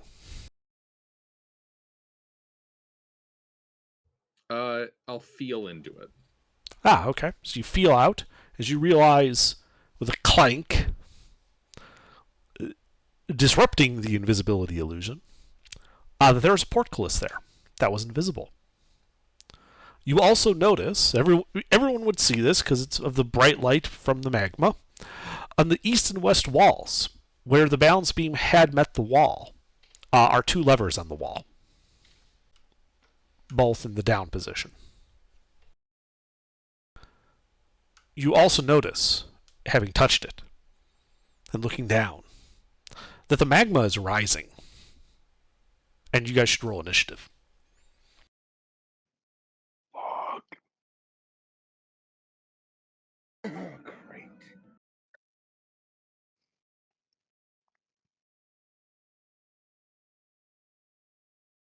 Oh, fuck. What is with the nat 20s tonight?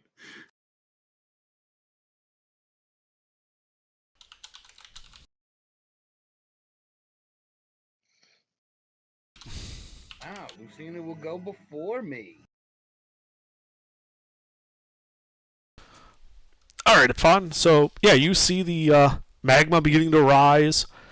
The portcullis, which was invisible, is now visible at the end of that 2-foot wide path. 2 levers on the walls to the east and west, over where the balance beam had been, but there is no more balance beam. What do you do? Would it be an action to do the chain thing and start going across as well? I'm going to say that's an item interaction to do the chain thing. Okay. Before I do the chain thing, how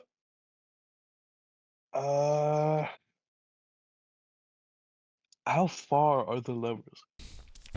It's about, if you were to go to the midpoint of that of the 2-foot wide path, it would be 30 feet to your east or your west direct. If you're going along the wall, from the big ledge with the staircases, it is only 20 feet to it. I'm asking specifically where I am right now. Right now, you're at the center of that ledge at the start of the 2-foot wide path to the north. Right. My brain cannot do math, so uh, hold on, let me check something. Aha! It is within 100 range, 100 foot, right? What is? The levers. They're Everyone? both within 100 feet of you, yes. Okay.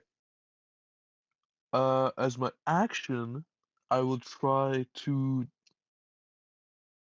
hit one of the levers with a crossbow bolt. You did hear when I said the levers are in the down position, correct? You need to lift them up. Shit. Yeah, that's not really possible. Yeah, I'd have that's to why I'm under them. saying that about your crossbows. You can shoot it with a crossbow, but it isn't going to flip the switch. Yeah. Okay, then I'll just do the chain thing and walk across. Okay. Do the chain thing. How much movement speed you got? 30 foot. All right. I mean, go ahead and just make an athletics check because you could still get knocked off, but you are able to hurry along it towards Lucina. And yeah. Once you get about to that midway point again, you'll fly. You slip. You fall. The chain arrests your fall. And so now you're just dangling below this thing as the magma's slowly coming up. Shit. You've spent 20 feet of movement so far. What do you do?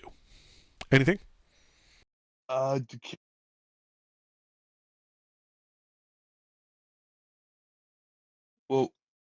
testing, do you hear me? I hear you. Okay.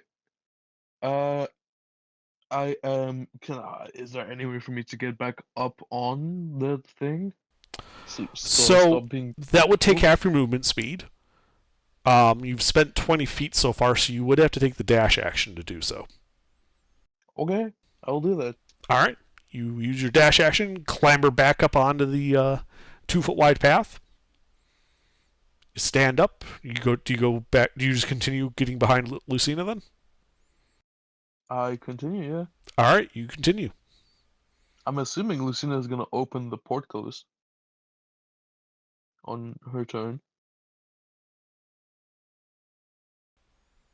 All right. Do you do anything else on your turn? Let me check my bonus actions. You know, I don't have anything against fire, so not really. Okay. Lucina, it is your I turn. don't think Shield of Faith would help with that. It would not. Yeah. The armor has to hit your armor class. The lava has to hit your armor class. That's funny. All right. How far away am I from the pair of levers? Each one is 30 feet to your east or west, respectively, and 20 feet to the north. Okay, so net distance? 40 feet. All right, so the hypotenuse is 40. I am going to move back along until they are both within 30 feet. Okay, so here's the thing. Ipfon's right behind you with his own chain looped underneath it. How do you get past him?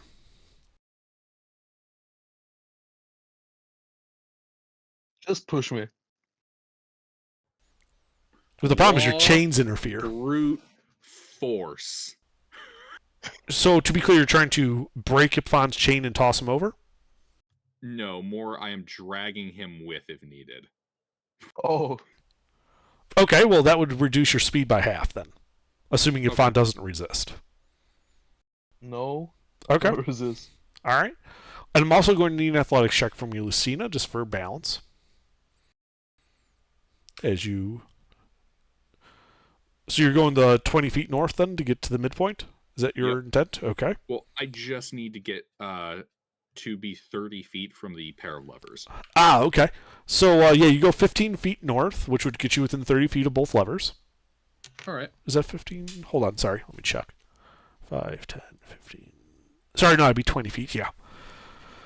And yeah, you're able to push Ipfon along without either of you going over the edge. All right. Yeah. So you have at least 40 feet of movement, right? No, Sure. I only have 30. So you only get 15 feet then, because you're at half speed pushing Ipfon along. All right. How long does it look like we have until lava becomes a problem? Make a perception or investigation check. All right.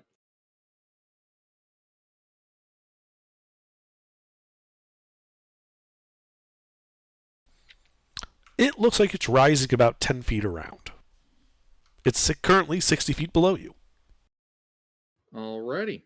We'll be fine, guys. Just bear with me. And let's see. So I pull forward like that, puts me just right. All right. I guess I'll use the dash then to get a little more movement. That way I'm at that 30-foot point that I'll need. Okay, you could do that. And I shall enact my plan to save us all on my next turn. All right. Stein. Okay, so you're gonna enact a plan to save us all. What is your plan to save us all? Twin spell gust on the levers. Blow them into the open position, to the other position. Oh. How far across are they? So from the center, like 2 foot wide path at the midpoint, they would be 30 feet to the east and west. 30 feet from this midpoint. From the midpoint, you're not at the midpoint. You're at the north end of that 2 foot wide path. You'd have to go 20 feet south to meet Ipfon and Lucina at the midpoint. Okay, I'm gonna go 20 feet south to meet Ipfon and Lucina at the midpoint. Okay. Are you doing that chain thing or just going full out? I'm gonna do the chain thing, yeah. Okay. You still need to make your athletics check, but at least if you fall, you're not immediately going to die. Athletics? Athletics for balance. You're being buffeted by winds. Oh, shit.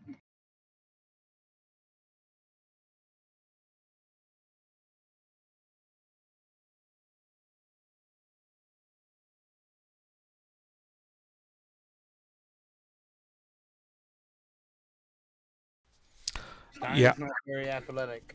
No, you're not. You go about 5 feet and then slip and are now underneath the 2 foot wide ledge, dangling by your chain. Okay, so that costs half your movement to climb back up. You said you had 55 feet of movement, so that would usually 27 feet to climb back up. You've spent 5 from that, so you still have like 25 feet of movement left. I'm gonna try to move still to Gilbert and them. Oh, you have enough. It takes 15 more feet to get to them. Don't get right up to me, otherwise I can't proceed to the point I need. Oh no, I'm already at the point I need to be. Okay. And I get up there and I'm like, well, what's the plan? And then I'm done. All right. Gilbert has a plan. Burble, burble, burble. The magma is now 50 feet below you. Ipfon, do you do anything? Sandwiched between Stein and Lucina on this precarious ledge. As Lucina got it. Fairly certain I have a plan that'll work. Okay. I sit there and give encouraging words. Words of encouragement. Okay. Unless there's some class ability, I'm just going to go to Lucina. Nope. Twin spell gust cantrip. One on each of the levers. I'm trying to use that to knock them into the other position. Let's see. Seize the air. Create one of them. What type of caster are you? Sorcerer and cleric. Okay. Let's see. This is from the sorcerer class list, so I need you to make a charisma ability check to see just how strong this gust is, because those levers are not that easy to move. Your gust is weak, and the levers remain in their positions. All right. This would tell you, however, from the feedback you're getting, that even if you were physically there, it would take a successful athletics check to move the lever.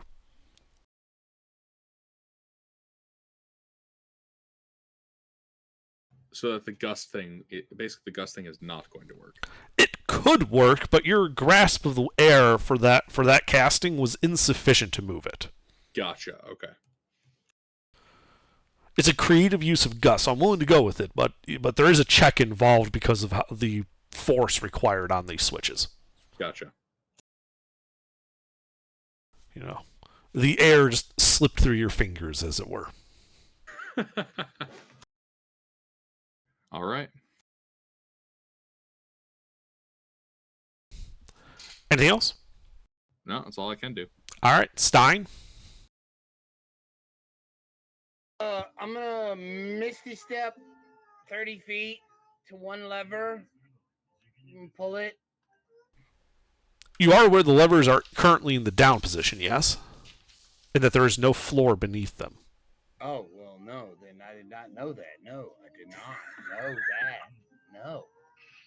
That, So you could totally Misty Step and grab the lever, but then you're just dangling from it. I am going to cast Fly on myself Okay, you can do that. and fly over and pull the lever. All right, yeah, you fly over, you start to pull the lever. This will require a strength athletics check. Do you go to the east or west lever? East. I need a strength. Strength athletics, yes. The switches are not that easy to move.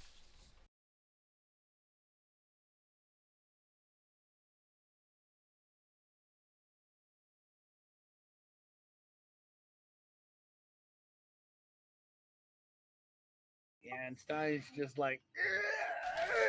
Yeah, you think they're old and kind of rusty, and it doesn't budge. Anything else, Stein? That's pretty much all I can do. Okay.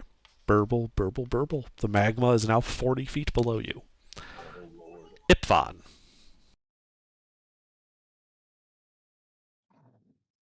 Okay. Let me check what I can do, if I have anything I can do. What's this do? Nope, I'm not using that. I have actually nothing at the spell slots I have, so bonus action, because we had a short rest earlier, Harness Divine Power. I'm gonna get third level spell slot back.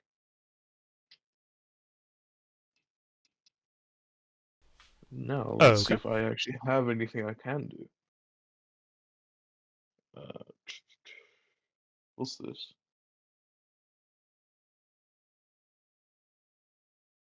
Uh,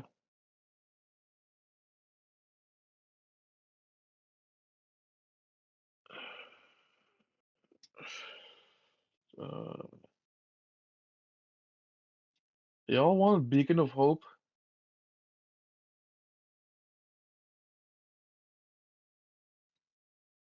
Yes or no question. How would Beacon of Hope help? It's the only thing I can do. So, you know what the spell does, right?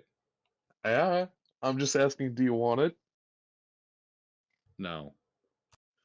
Actually, maybe there's something on the helmet. Oh, but I'm not attuned. Fuck. Yep. We're not attuned. Oh, fuck. I'm really useless in this situation. You're all good. Okay, I haven't give attuned to the item either. more words of encouragement. As I sit there being useless. That's it. All right, Lucina. Twin spell, repeat gust attempt. Okay, make your charisma check. All right, these switches flip, and you hear clank, clank, clank, clank, clank, clank, clank, clank, as you see the portcullis retract into the ceiling. Anything else? Then, yeah, I start moving south, dragging Ipvan with if needed. Oh wait, Yeah. no, he's Uh, behind me, so I'm able to just move freely. You are able to move freely, and in fact, you don't have an action to grab him with. So, yeah, you move south. Need another athletics check.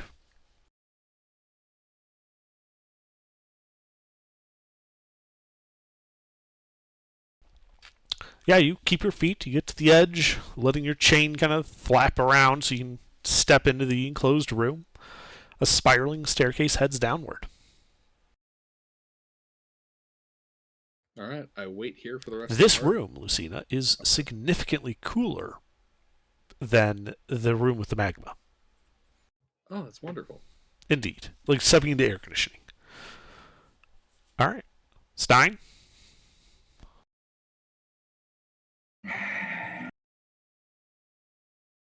So now what we doing? Leave. Yeah, let's get the hell out of there. You're gonna have to drag me if you want to go past me, though. No, he's flying. He can just ignore you completely and go right to the Oh, exit. We're leaving you. I'm flying. I didn't know he was flying. Goodbye. Okay, yeah. You get over to the exit, the nice, cool, air-conditioned room, the stairs going down. Burble, burble, burble. The magma is now 30 feet below you, Ipfon, and it is your turn. I will try and move, and I will be rolling my athletics check. Okay. I will try and get to the end. You keep your footing as you head to the end, slipping the chain and stepping into the cool room. Are you guys immediately descending, or are you going to wait to see what happens when the magma gets to this floor level? I'll stay out of curiosity. Are you all If I staying? get burned, so be it. I will head down the stairs ever so slightly. Ready to run because it starts flooding Yes, Yeah. exactly. in? Okay. So it keeps rising. It keeps rising. And eventually it reaches the level of the 2-foot wide path, and then covers it, and continues to rise. An invisible force of some kind keeping it from entering this cool room. And eventually, you are just looking out into a solid, bright orange wall of magma. So how are we supposed to get back? That's a very good question, isn't it? Fuck.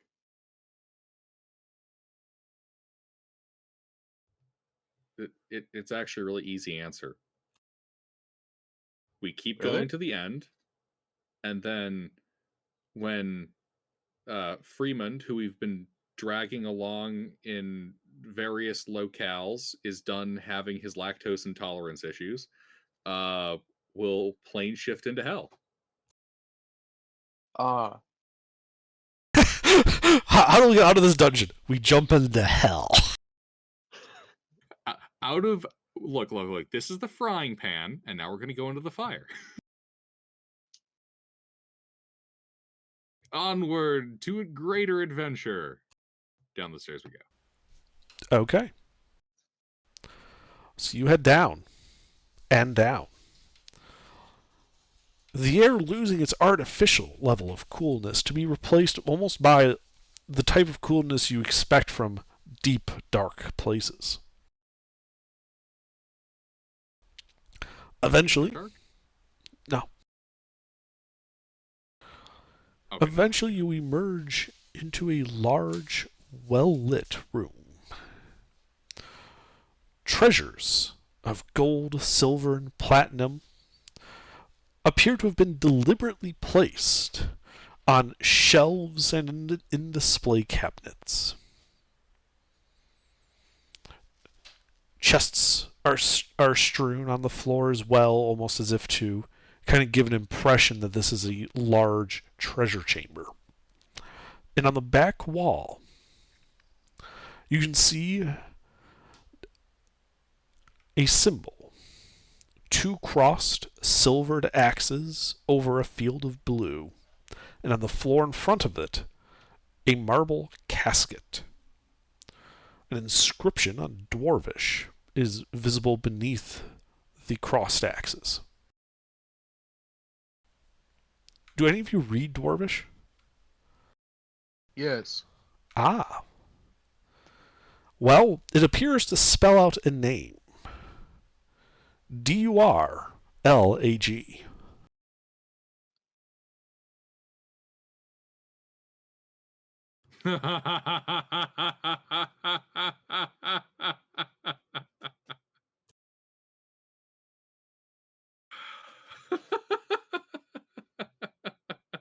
You cheeky bastard.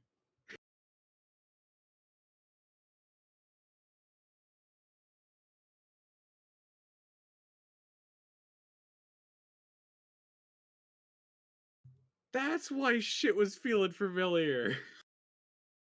Context? Welcome to Durlag's tomb. Oh my god.